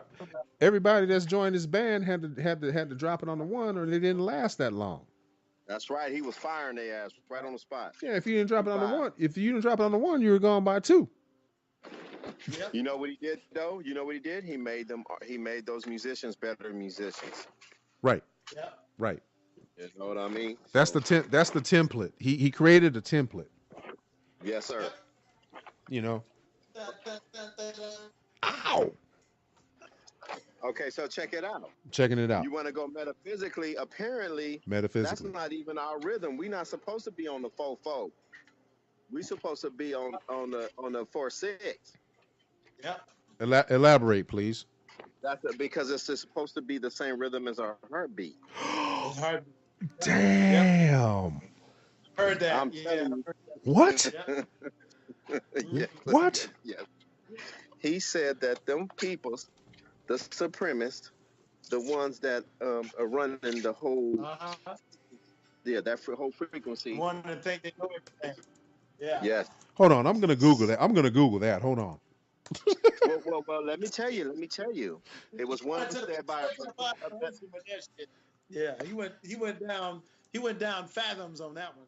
I'm sorry, brothers. I apologize. I apologize. No, you didn't go. You went leagues under the sea and shit. Oh man, I'm sorry, my brother. Well, you know what they said? The Atlantis is there. he went down the rabbit hole, man. He went down the rabbit. I do that shit every day, going down the rabbit hole.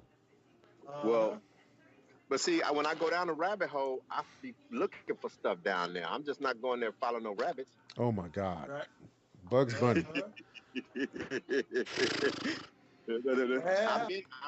Wow. I watched my grandpa Montgomery over in Louisiana. He skinned the rabbit right in front of me. So you rabbit holes? What? What? Little intricacies, bro. Wow. Sorry. All right, man. What you up to now, G? Oh well, what I'm doing is You on the move, brother. I know that. That's good. Don't give out no locations. I had to put in a little time on my grind real quick, just so I have something to show for it. Okay. You know what I mean? Okay. But it's second nature to me. So when I go in, I can knock some things out, a couple different things, and get things in place, and prepare for either tomorrow or a couple of days from now. So it's just basically advanced planning. Absolutely, we have to do it. Stay that little extra minute to complete that, and you can go home and be and rest assured that you put in your time. Right. And you're heading in the right direction. You know what I mean? All right. Time marker is 1 hour 22 minutes. Man, we're flowing pretty good tonight. I'm sorry, my brother. I apologize. No. I'm just letting y'all know. I want to do y'all the courtesy since I got the tape machine going. I got the Victrola going, so I figured I'll let y'all know just as a courtesy. Sorry about that. I'm about to tap out, yo. Tapping out. I know you. Yeah, he had to tap out because that fireball wearing off. Just past my bedtime. All right, I'm gonna stay up. All right, I'm gonna stay up for a little longer, G Funk. DJ Madness, pleasure, man. Yeah. Pleasure talking to you. Right, Thanks for starting this and igniting the fire. We're gonna get it done. Sunday is good. Yep. I'm gonna call that cat that we were talking about, and initially set things up. Get back at me, or I'll get back at you and let you know how the conversation went and whatnot, and then we'll go from there. Sunday is a good day to hook up. Right. All right. All right. That's good for me, man. All right, man. Take care. G-Funk. Hey, I appreciate G-Funk. that shout out, man. My track, man. My song. Oh yeah. I appreciate you for that. You got some more Yes, I music. do. We need to push it out. Well, I mean, I it's second only that. for I those second that. It's only for those that really want to listen. That's all. We'll see. Hey, this is the channel where you broadcast it and they will listen. That's a whole other show format, man. We could develop a show off of that just alone. Absolutely. All right. Absolutely. All right, brother. All right, brother. All right, brothers. All right, I love Vlad. you. Love you too, man. All right. Peace. All right. All right, Have a G. good Yes, night. sir. All right, Stay brother. healthy. Will do. All right. Peace. Peace. Hey, Peace. all right, G. Me and you, Yes, man. sir. Still here, man. Okay. Still here live on the air, man. I'm still recording here on what right now is on the Congenitous Talk channel. It might end up being on DJAD on Spreaker. I don't know. Depends where I upload it. And we're at an hour and 25 minutes into the conversation, talking about music and pretty much everything under the sun that powers us, the sun that we find vitality in, and the way that we feel in each day that brings about a breath. I learned something recently about not really celebrating birthdays, but celebrating breath days. Think about that. Each day we take first breath up, each day to rise and shine. All right. All right. Okay. So much for that. Just wanted to let people know what they're into in this mess right here tonight that we call a podcast. Been at it here. Just yammering and talking, man. Just letting it free flow. Yes, sir. All right, man. It's all yours. The mic is yours. I pass the baton to you. What you going to do? Well, I mean, it depends on when you want to discuss. Because I mean, music we could talk it all day, all night. Because it's in my DNA. It's in my dinner. Okay. Yeah. Well, So it's all. I'm trying to make you. I want to make you feel comfortable, man. It's all about your comfortability level and what you want to talk about, brother. I mean, this is another half of the show. One of our other guests had bid adieu, and let's see what it do, man. See what we want to talk about. See what comes to mind. I think necessarily, really, in all fairness to you, in the last segment, we were talking about basically what it amounts to is untapped talent in the realm wow. of music production, man. How many tracks would you say, conservatively or generally, that you would want to care to say that you actually have in your catalog, unreleased, released, or Woo! otherwise? I can say about $2,000, 2,000, 2K. Man, is that something that you just went with the feeling and just kept making tracks and pounding them out, or is that something is that a number that you really shot for? Well, that wasn't a number I actually shot for. What it was is Mm-hmm. because like I told you, what you're hearing Yeah. was my mind state. That was my state of mind at that time when I made it. Ah. Okay. So Okay. when you're listening to me or the things that I've created, you're hearing that part of me. So it's a little bit more. It's a little bit closer to my heartbeat, I should say. Okay. Fair enough. Because that's what kept me out of trouble. Just living in the city, trying to survive, trying to stay alive, and try to keep things popping, right? Absolutely. Okay. Okay. So I threw my hands up. I said, "Popo, please don't shoot me." So I'm sorry. my apologies, sir. True that. It's cogent, baby. This is cogent. And I feel like a gentleman, so I think that I should be able to speak how I feel. Now, speaking of which, you touched on a very valid point. You're saying about police misconduct and situations where you got your hands up, police don't shoot me. Right.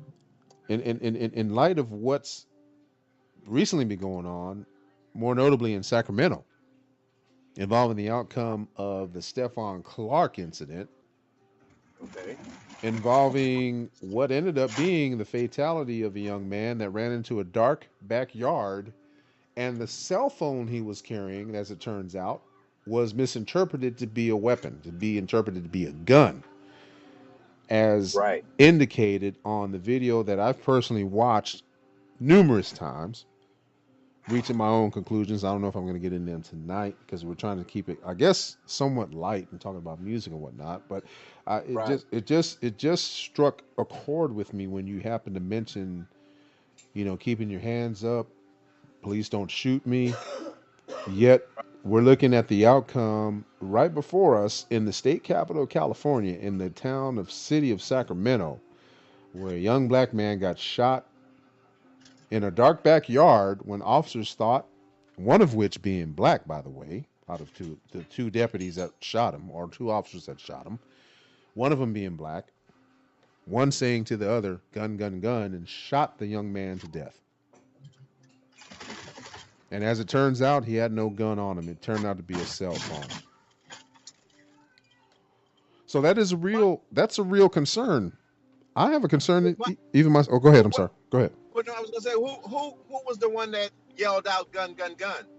I have to look at the video again to be sure. But one of the officers said to the other, because apparently the way they were oriented, they were side by side approaching a darkened backyard. Right.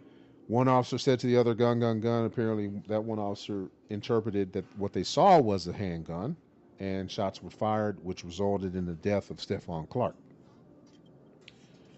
What I'm saying, did they have a flashlight on them? Did they yeah, they had lighting. From what I understand, they had flashlights on them. So, you know, you can see a gun, dog. You can see a gun in the backyard. That backyard wasn't that big. I mean, you've shined the light on them. You should be able to see if that's a cell phone or a pistol. That and my thing is that I believe, I'm theorizing here. Okay.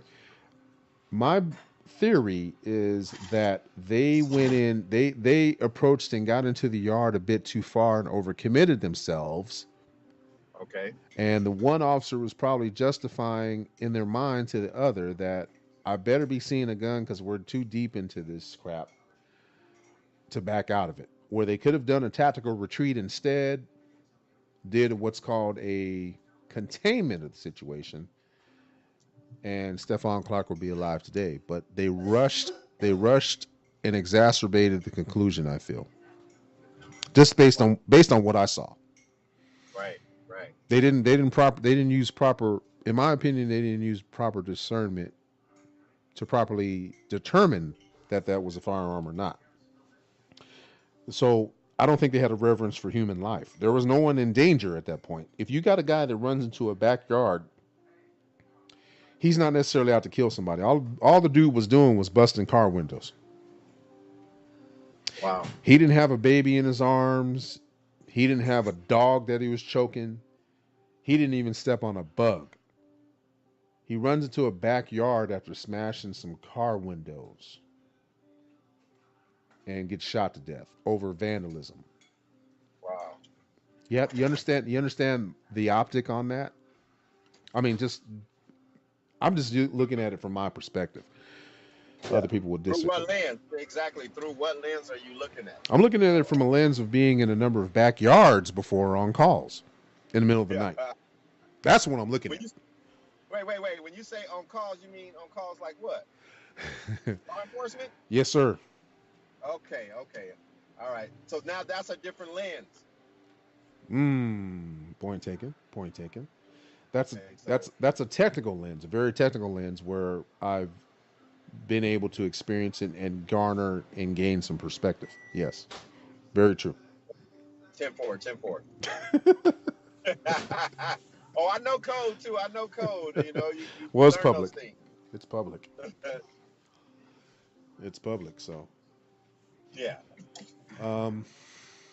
Yeah. So where are we gonna go from here as far as just on a broader standpoint, man? I mean, you know, we're that's another aspect of us being diminished. Our role being diminished in society. Black men. Right. They're trying to eradicate us completely. So whether they do it chemically, they do it by shots fired, they do it with riots, they do it with mistaken identities, they do it with what they call it swatting. Oh man. I mean, it's a cold thing, you know, and it's you don't. No one can really know what happened, but those people that were involved in that situation. So, going at it from your perspective and having the experience you have, past experience, past perspective, yes. I'm sorry. Past experience, where you're able to make that judgment call whether you should be aggressive or okay, I got the situation under control. I can actually talk to them. Wow. So I think that if there was you said one of the officers was black, I think that had he been connected to his people, he could have said, brother, what you doing? Don't run. Just wait. Just hold on a second. Say something to him. Say that again. Say that again. I feel like if one of the officers is black, this is just through my lens. I'm looking at it like if I was the officer, the black officer, chasing this brother down through a backyard, I think I would have said something to him first, like, brother, wait, hold on one second. We just want to talk to you. Like, talk to him first. You shout out gun, gun, gun, gun, gun.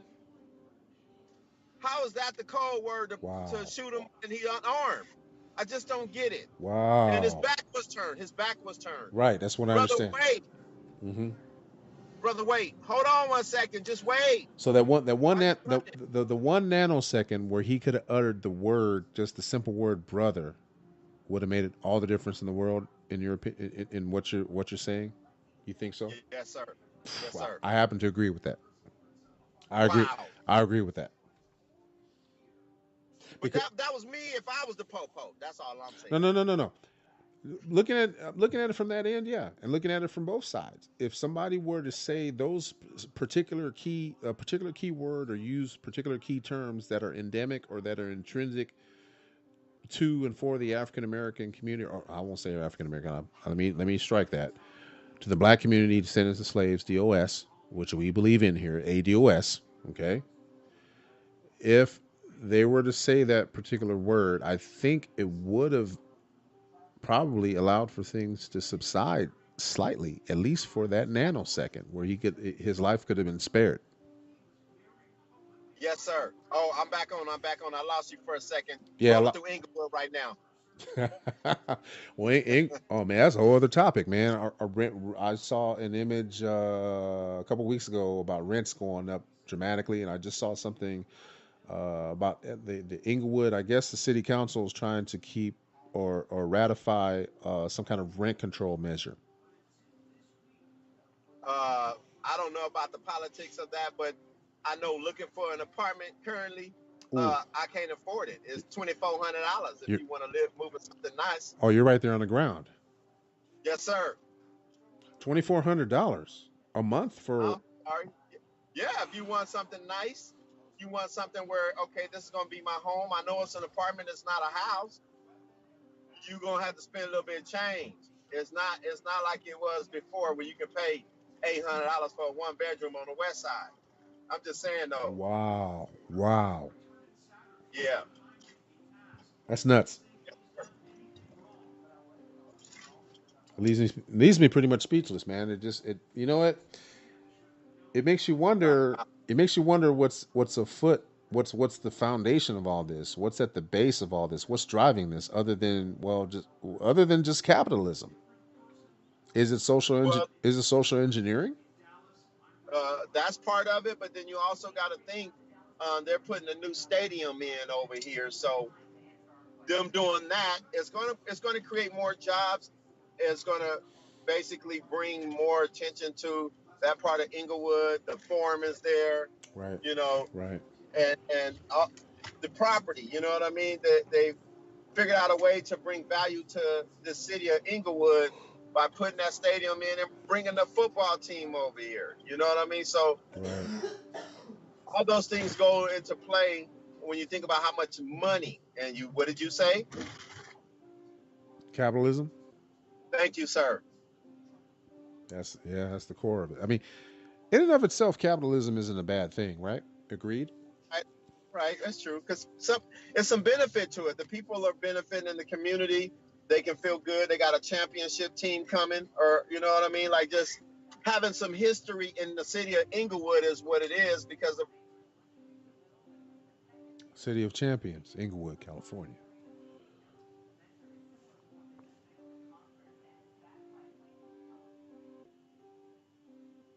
Oh, looks like I lost you again. There I go. You're there. There you go. You're back. You're back, Black. Welcome. Welcome. I'm on Manchester. I had to turn off Crenshaw because I was losing my signal, so I hit a corner real quick. Oh yeah, you're over by LAX too, so the signal's probably going to scramble, right? Oh yeah, well I'm actually over on Fifth Ave in Manchester right now. Oh, okay. I hit a few corners every now and again to get through. Dipping and dabbing. Yes, sir. Dipping and dip. I meant dipping and dabbing. Right. Correctly said.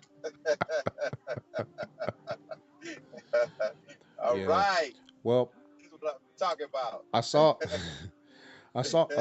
I recently saw a documentary. I think one of the many that I've seen on Netflix, I believe.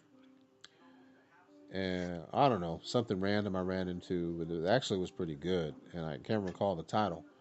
But it talked to some guys that were of the area that happened to be gang affiliated, but they were actually welcoming the project over to Inglewood. And this one particular gang affiliated person was saying how the members of his family, friends, and stuff that he knew of that owned homes, they were offered quite a sum of money to, basically pull up stakes and move out, but they're staying there. They've decided to stay there in Inglewood and not let themselves be pushed out because of the history of everything that surrounds gentrification. They're not really willing to give up their house and sacrifice it for just a momentary gain, that being a paycheck. They rather, stay there. They've got roots there, so they're going to remain. Well, what you think? Do you have any kind of take on that? What do you feel? I mean, what are you seeing right there, and what is your sense of, people that are willing to move out versus people that are really willing to stay and weather it? Because they're doing a lot of building down there, from what I've seen, a lot of the concept photos and such, a lot of the construction. Yeah, and they're expanding the airport. They put the metro train in. They got the Rams coming. Wow. I mean, they went up on the rent in some of the warehouses around the area. Uh-huh. So they pretty much forced the people out. I mean, when you go up $700 more a month to have a space or to have a warehouse over there, that's a substantial amount. Right. Right. And salaries aren't really going up, are they? I might have lost the call again. Yeah, still here in effect here on the Cogenivist channel here on the World Wide Web. I don't know where this is going to end up, but we're just here conversing about a number of things here, and speaking with G Funk out there, and currently driving through Inglewood, southwest side of Southern California, of LA area, giving his on the ground impressions right now tonight about everything that's going on in LA. From his standpoint, living there and seeing, gentrification take place, as it has been. Well, I submit to you, gentrification has been an active movement, if you will, since 1965 and predating that.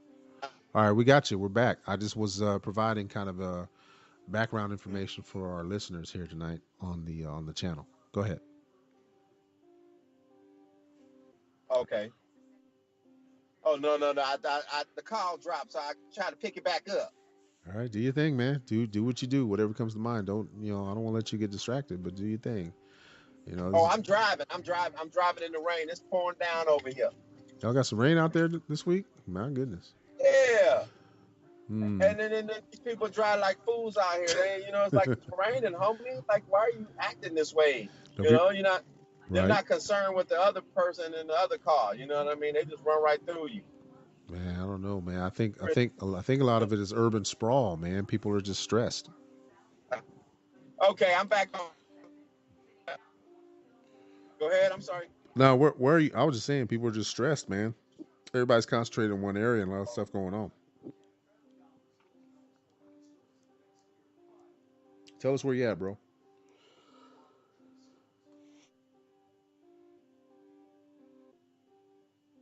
All right. Wow, we're still here. It looks like we're losing the connection every now and again. So here we go. I'm gonna put. All right. You there? Yeah, I'm still here. Go ahead.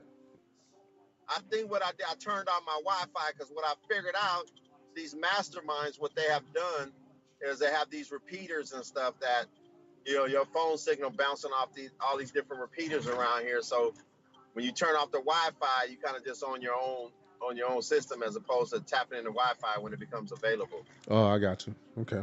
Yeah. Okay. So that was messing up our call.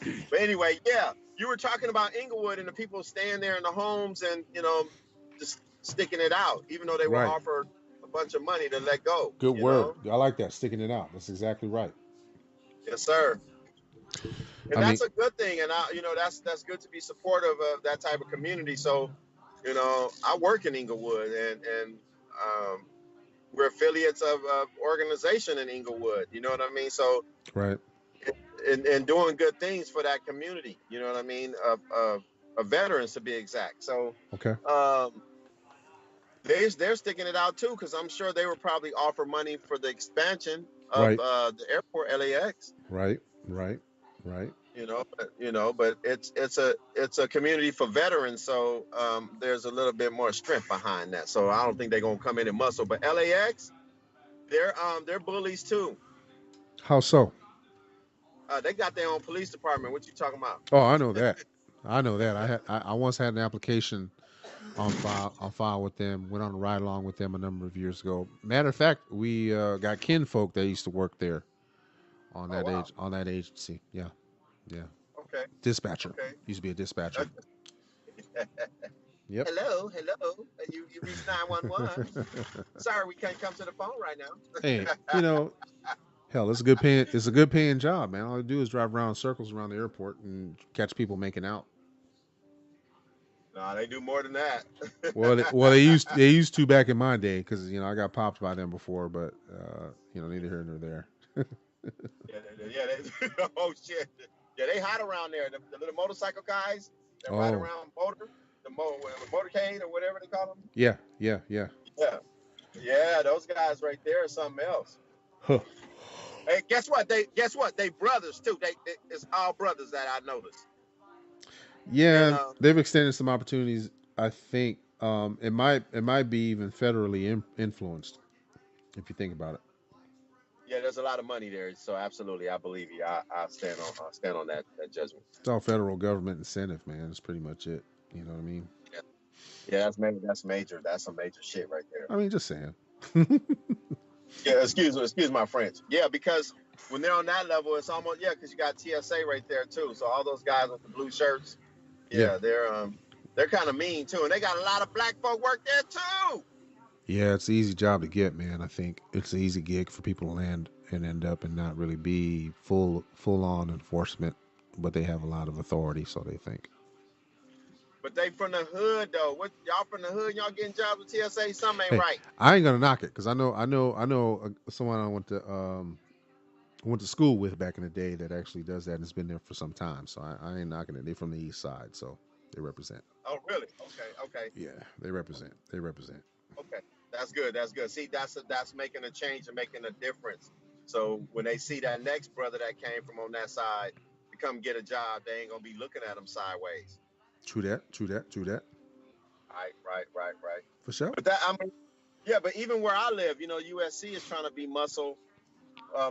They the muscle over there in the area where I live, and I just happen to be staying in a family home, and they've been offered money too to pack up and go. So they're holding out too, which is a good thing. You know what I mean? You hold out. We got Metro over here. We got all they're building like these plush, like little upstairs downstairs apartment buildings.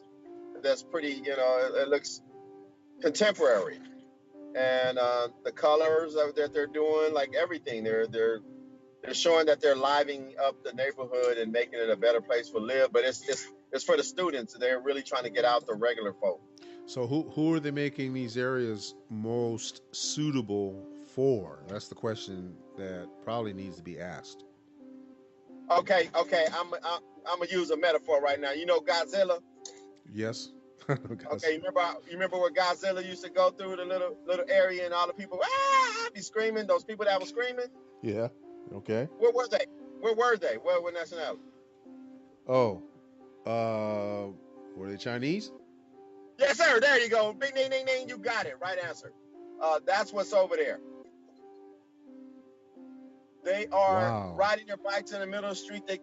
They don't have no sense of direction, a red light or a green light direction. They're just they're driving. They're even doing driver's lessons on our side street. Like this is not an area where you want to come bring a car to try to practice driving. It's supposed to be a residential neighborhood. So why you got these Asians that don't know how to drive that just got here doing things like that? So that's the influx that you're seeing, huh? Yeah, them and the Indians from India, and of course your pasties. I mean the Caucasians. I'm sorry. Well, sorry, sir. No,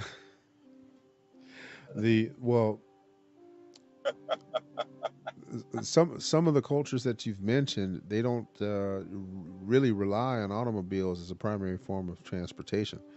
So I think that's pretty much the reason behind them being incapable or unable to drive proficiently. Right. I mean, that's just my understanding of the way I see it and for what I've seen discussed before. I think really, and being that the structure is set up with mainly the DMV is basically a money collection agency. They don't teach you how to drive. They don't certify you to drive, unlike in other countries, like let's just say Germany, where you're certified you have to be certified as proficient to operate a motor vehicle, to operate a car. Whereas out here, it's just a money grab. Everything's that is correct. I mean, I don't know if I'm off target. I'm just saying. Well, I mean, they give the illegal immigrants, the ones that run across the border brothers. Oh, when they come over here, they can get a driver's license and drive. Yeah, they can. That's what I heard, and they're doing it. I mean, to the point where they're taking over the streets. What is something I heard about them not having to? They drive reckless. Are they required to have insurance like everybody else, or what? Well, yeah, they have to get insurance. So they have the Mohicans got their own insurance company, so they go to them, and then they can just go in and get it with no problem. You got the down payment, that's $269, and then you be paying, $150 a month for liability or whatever the case may be. And they give it to them. They're driving European cars over here. Well, they can't even read the directions in the manual. So, well, those have become more global. Those have become more globalized. Everything's becoming more globalized. I mean, okay. No. I'm just saying. I'm not talking down your point. Not at all. I happen to agree with you, but I'm just saying, in from the standpoint, from the way that I'm looking at it, everything is pretty much global. Right.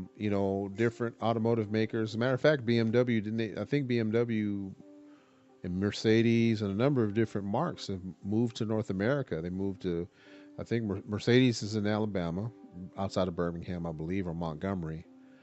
Okay. BMW is in Atlanta, Georgia. Porsche is in Atlanta, Georgia. Wow. They have major North American corporate offices in that, because like I say, it's everything's all globalized. It's been globalized for the past few years, and we've been actually, as a culture, have kind of failed to see that, depending on what segment of the population we're discussing. As in terms of hip hop, I mean, it's something that more than I do. Hip hop has been global. It's been made global. It's been made packaged to be global. Whereas you have kids that are out in Russia that are breakdancing, dancing to hip hop tracks. You know what I mean?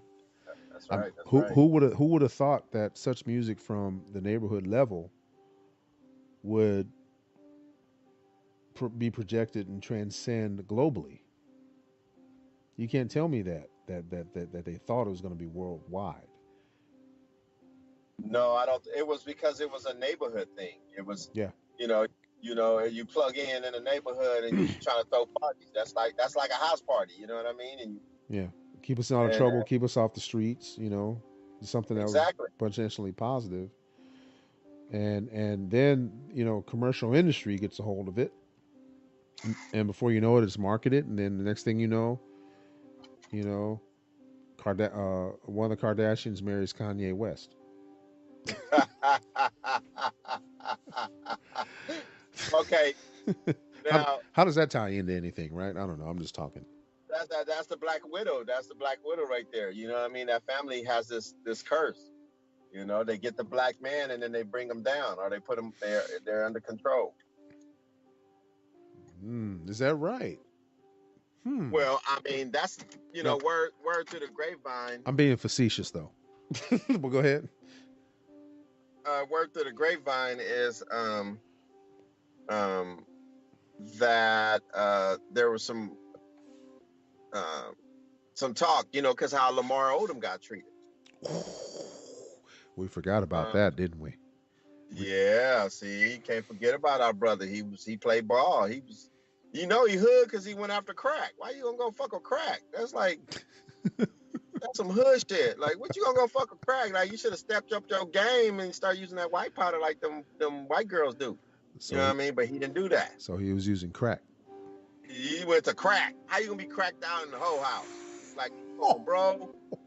Why? Why did they put that image of our brother out there like that? I just, it's wrong. But that's how they do us, though, man. They wanna make sure that we see black death and black exploitation. They wanna exploit us like that to keep our people under this mental control. Because you see it visually, it fuck with you in your psyche, and your all in the background of where your memory bank is. You know what I mean? Like it will mess with that part of your brain. So when you're trying to live out here, you have all these images of slavery and images of our brothers being cracked out, playing major ball. Wow. Making big money. Whoa. And you go fuck with some crack. Whoa. Bro. Like, you would think he would want to do some galactical shit that'll give him more flight time to fly high in the sky when he's playing basketball. You haven't heard, man, that crack is a status drug, man, along with flocka and syrup, scissor. Okay, status. Okay. This Well, I don't mess with none of that stuff. That stuff No. is all. I know. I'm just saying. That's that poison, dog. It's all hyperbole. That's what it is. We're just just kind of talking. But I think they're trying to promote it. They're suggesting it by speaking on it. of course. And make these suckers want to go out there and try it. You know what I mean? So, that's fair to say. It's fair to say it's all been amped up. I mean, right. We just talked about. I just saw something about fentanyl. I mean, fentanyl is a new scourge right now. I don't even know much about fentanyl, but fentanyl is kind of a big deal. Wow. I mean, and then on top of that, you got the posture that the government has taken. Instead of prosecuting people for opiates, they're actually looking at it as a clinical problem now. Well, that's because it's they people that's doing it, so they have to lighten up. They lighten up on their own people, you know what I mean? But with us, it's an epidemic, right? Right. I mean, well, yeah. I mean, let me just play devil's advocate. Do you think it's because we've learned from past mistakes that jailing for drug use is ineffective, or is it because that they are, just slapping on the wrist those that look like the establishment? Right. I don't know. I mean, you can't. I don't know. There's just you can't jail. You can't jail people every single time for them to curb the drug problem. It's right. Not, it's the absence of mental health facilities. We don't have comprehensive public mental health treatment anymore. Right. Which is why we have the crazies on the street. I mean, I say that in a halfway jokingly manner, but that's why we have people with mental health conditions that are today's homeless. We have I mean, something that I'm just touching the surface on, but I'm having been a military veteran myself. I'm grateful to have made it back or have discharged without any residual issues.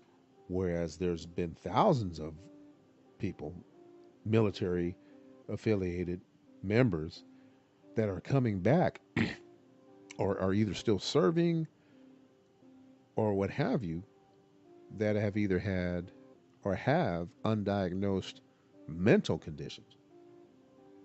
So, Wow. so we have to think about that. Yes.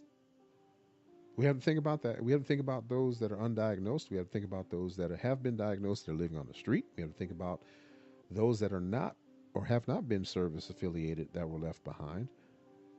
Right. And they're all on the street or all among us in contemporary society, with the absence of the fact that there are no longer any state hospitals that really treat people like they did 40, 45 years ago, when they actually had places where people were receiving treatment, receiving some semblance of help. We don't have that anymore. We have Wow. we have these vast wastelands.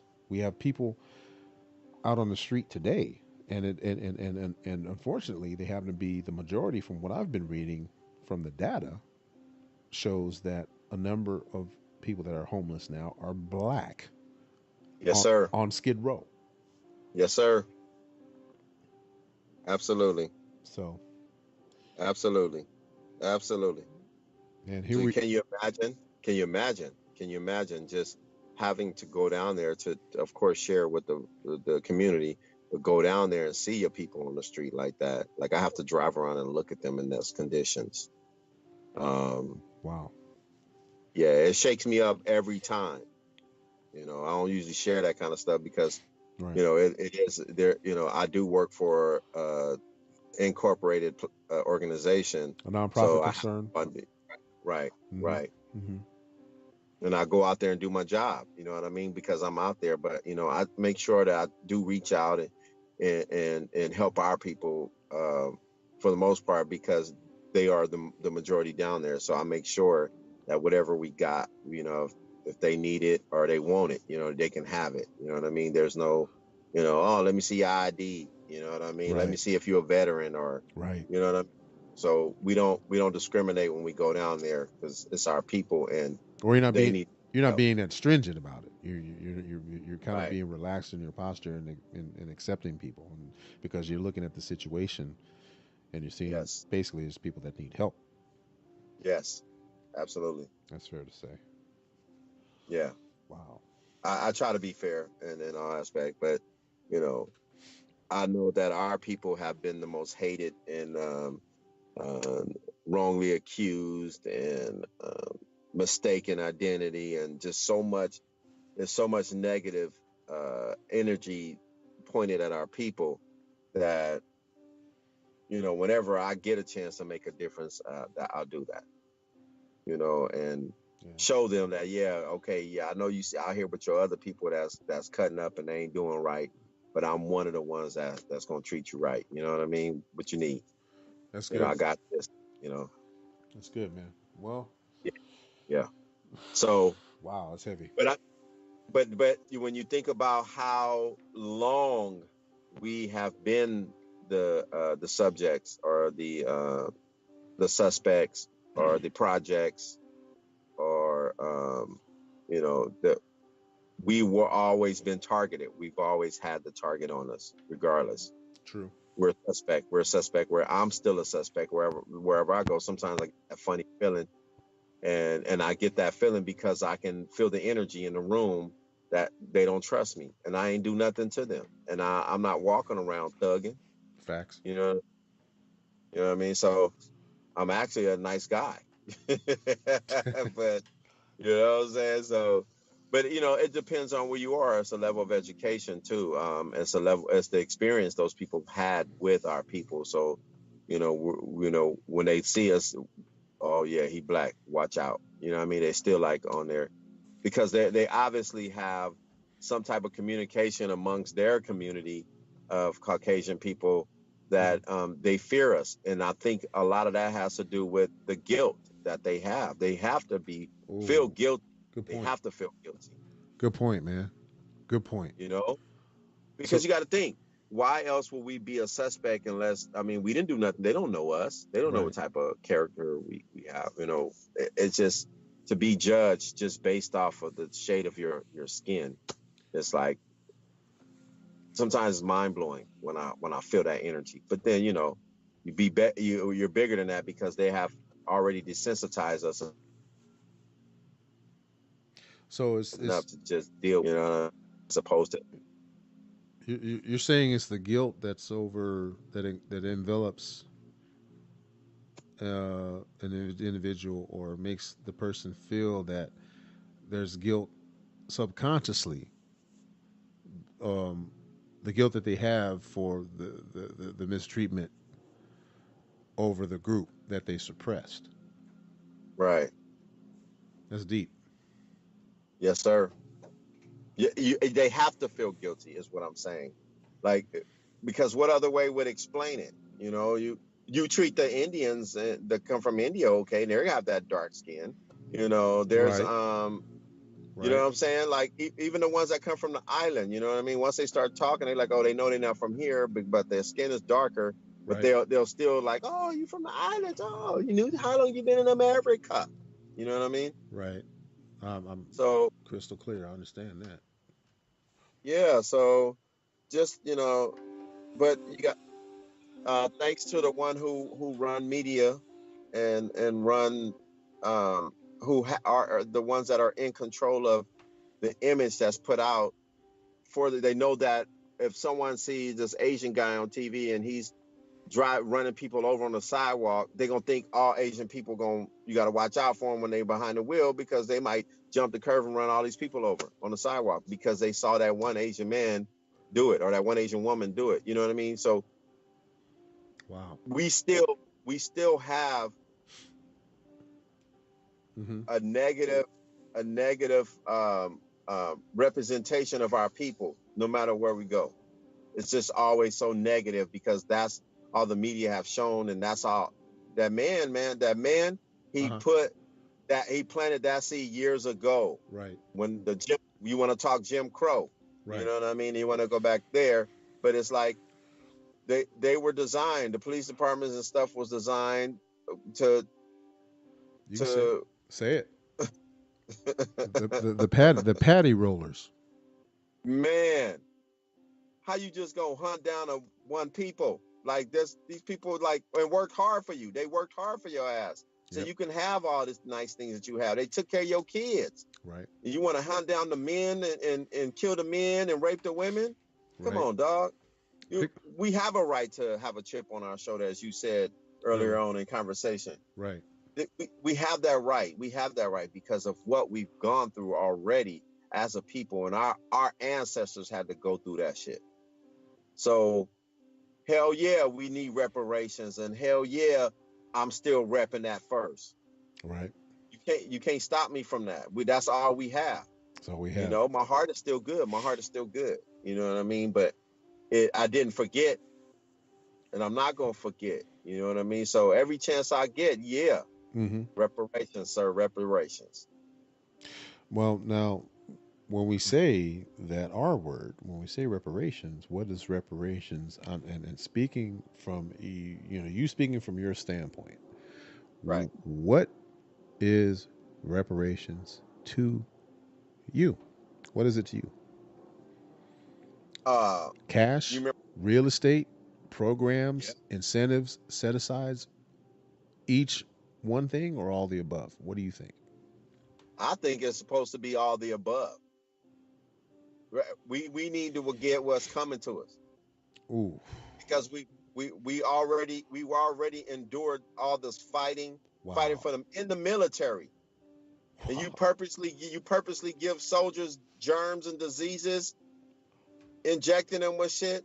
The very same soldiers that went and fought so you can be in your standing position, or so you and your government can be standing in position. Factual. Like, you know what I mean? It's factual. so hurtful.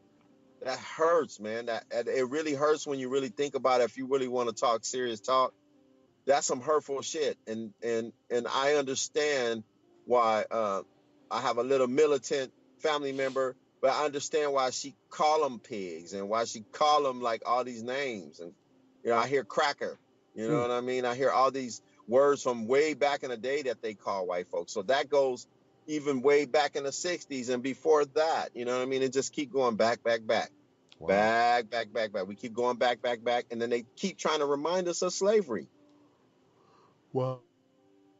Man, that's this person you speak of that shall remain in confidence.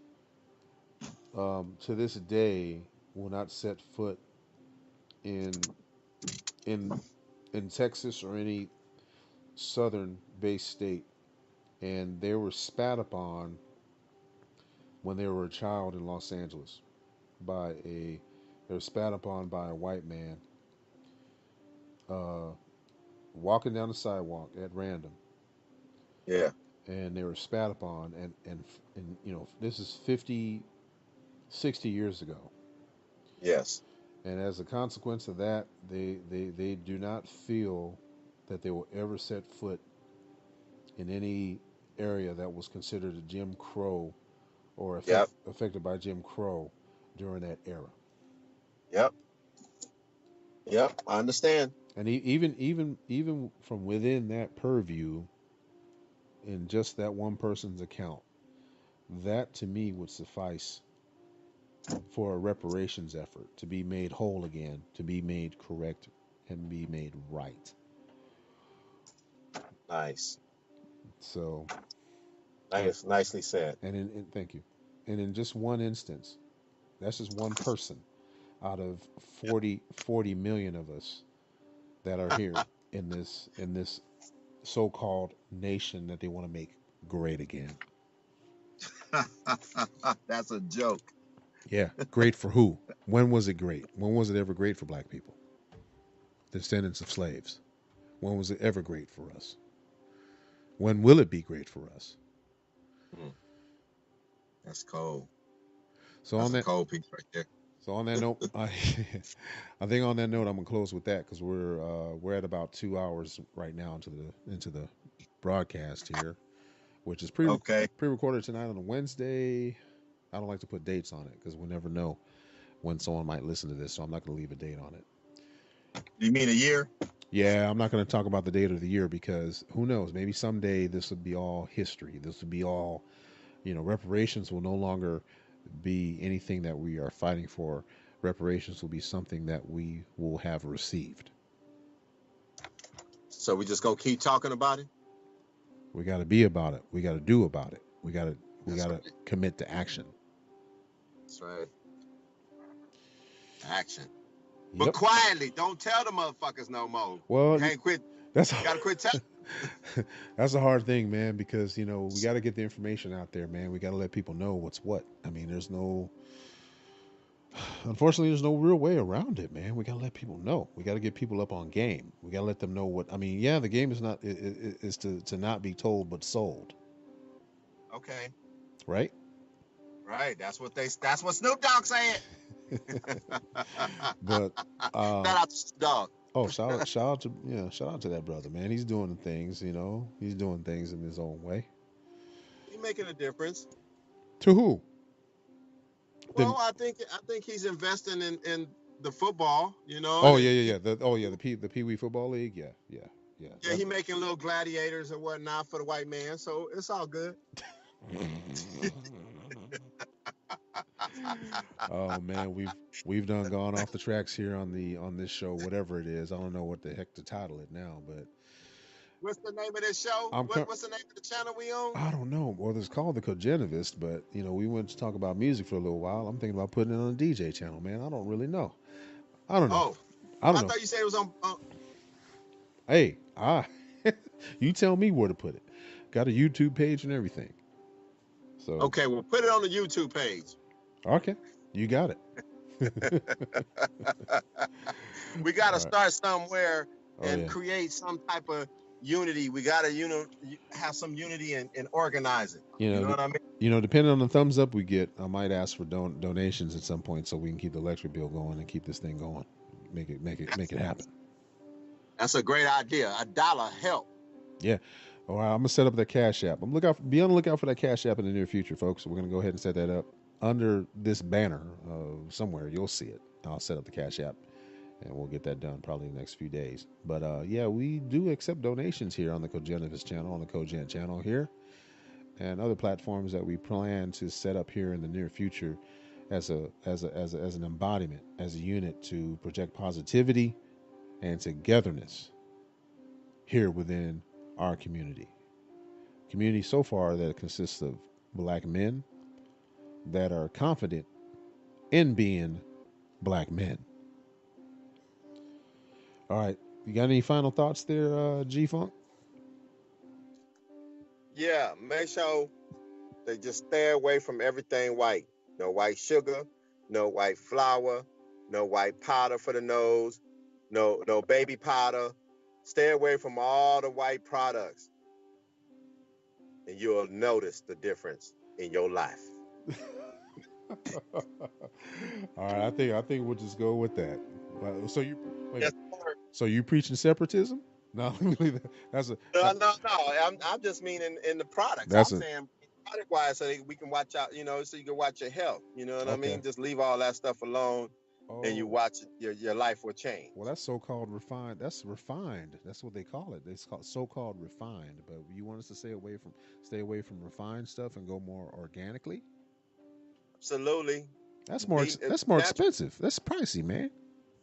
No, it's not. You could just go back to nature. Just go back to nature. That's all. We wouldn't. True that. We wasn't consuming all that stuff. That's a European. Products. Those are European products. We got to go back to nature. Go. You see an orange tree, pick you some oranges off that. You know what I mean? You see lemon tree. Who had lemon? Remember who had a lemon tree right there in the courtyard there where the clotheslines were? No, I don't remember that. You don't remember that? No. Oh my God, dude, you don't remember that? Oh man. We gotta talk off channel about that one. I gotta get you caught up. Okay. Man, that's why I love lemons so much. Man, and lemons can change your life too. Oh, I know. There's all kind of things for the body. Oh, I know. We'll definitely get into that, man, because you and your Simply Wholesome background, man, could really help a brother out in that regard. Seriously, I mean that. Well, it's just things I'm finding out as the days go on. I'm just like, wow, you know what I mean? So to be able to grow your own fruits and vegetables, what's going into the soil, what you're watering it with. You can water it with clean water, but and you grow your own foods, and therefore you're putting that into your body, and that food will speak to your organs and start healing your body from the inside out. Do they still have that urban garden over there at Crenshaw High School? Do you know? They probably didn't shut that down. These kids don't want to touch no dirt. They all like getting their nails and everything. They don't want to grow nothing. They trying to grow some weed and smoke that, but they ain't really trying to stay true to nature. You know what I mean? But it's the European that they have taken over the way they have and created such an environment for our people. Wow. That they don't even want to go back to nature. They like, hell no. Nigga, I go right here to Burger King and give me a number 2. That's you know what I'm saying? I'm sorry.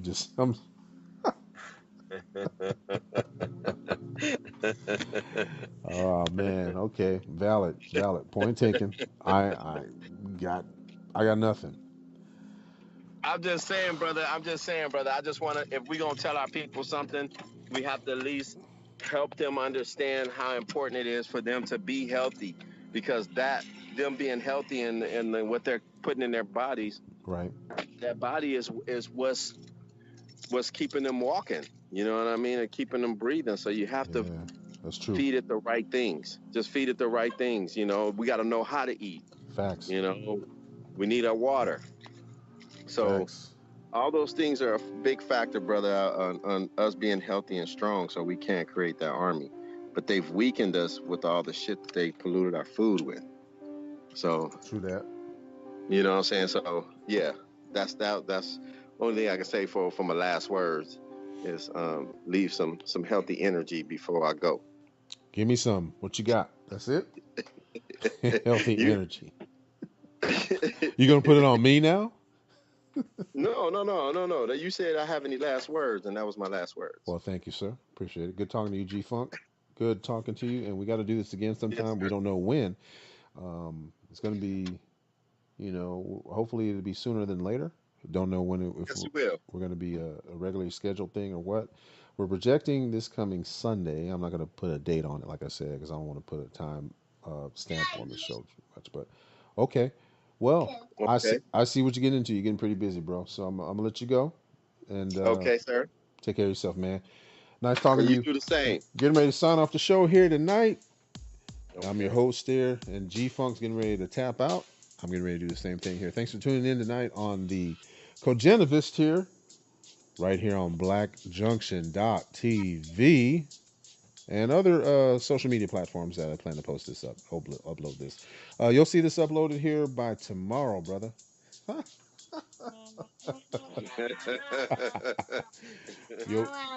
Hello. That's the future right there, brother. That's the future. All right, I'm getting ready to log out. I'm getting ready to tap out, brother. Good night. Okay. Peace, man. Have a good night. Love, man, and happiness. Absolutely. Peace. Peace. Bye-bye. All right. That's the Cogenivist channel here. And I'm your host, Bobby Sage, here tonight. And I'm getting ready to clock out. Talk to y'all next time. Thanks for joining us. Peace.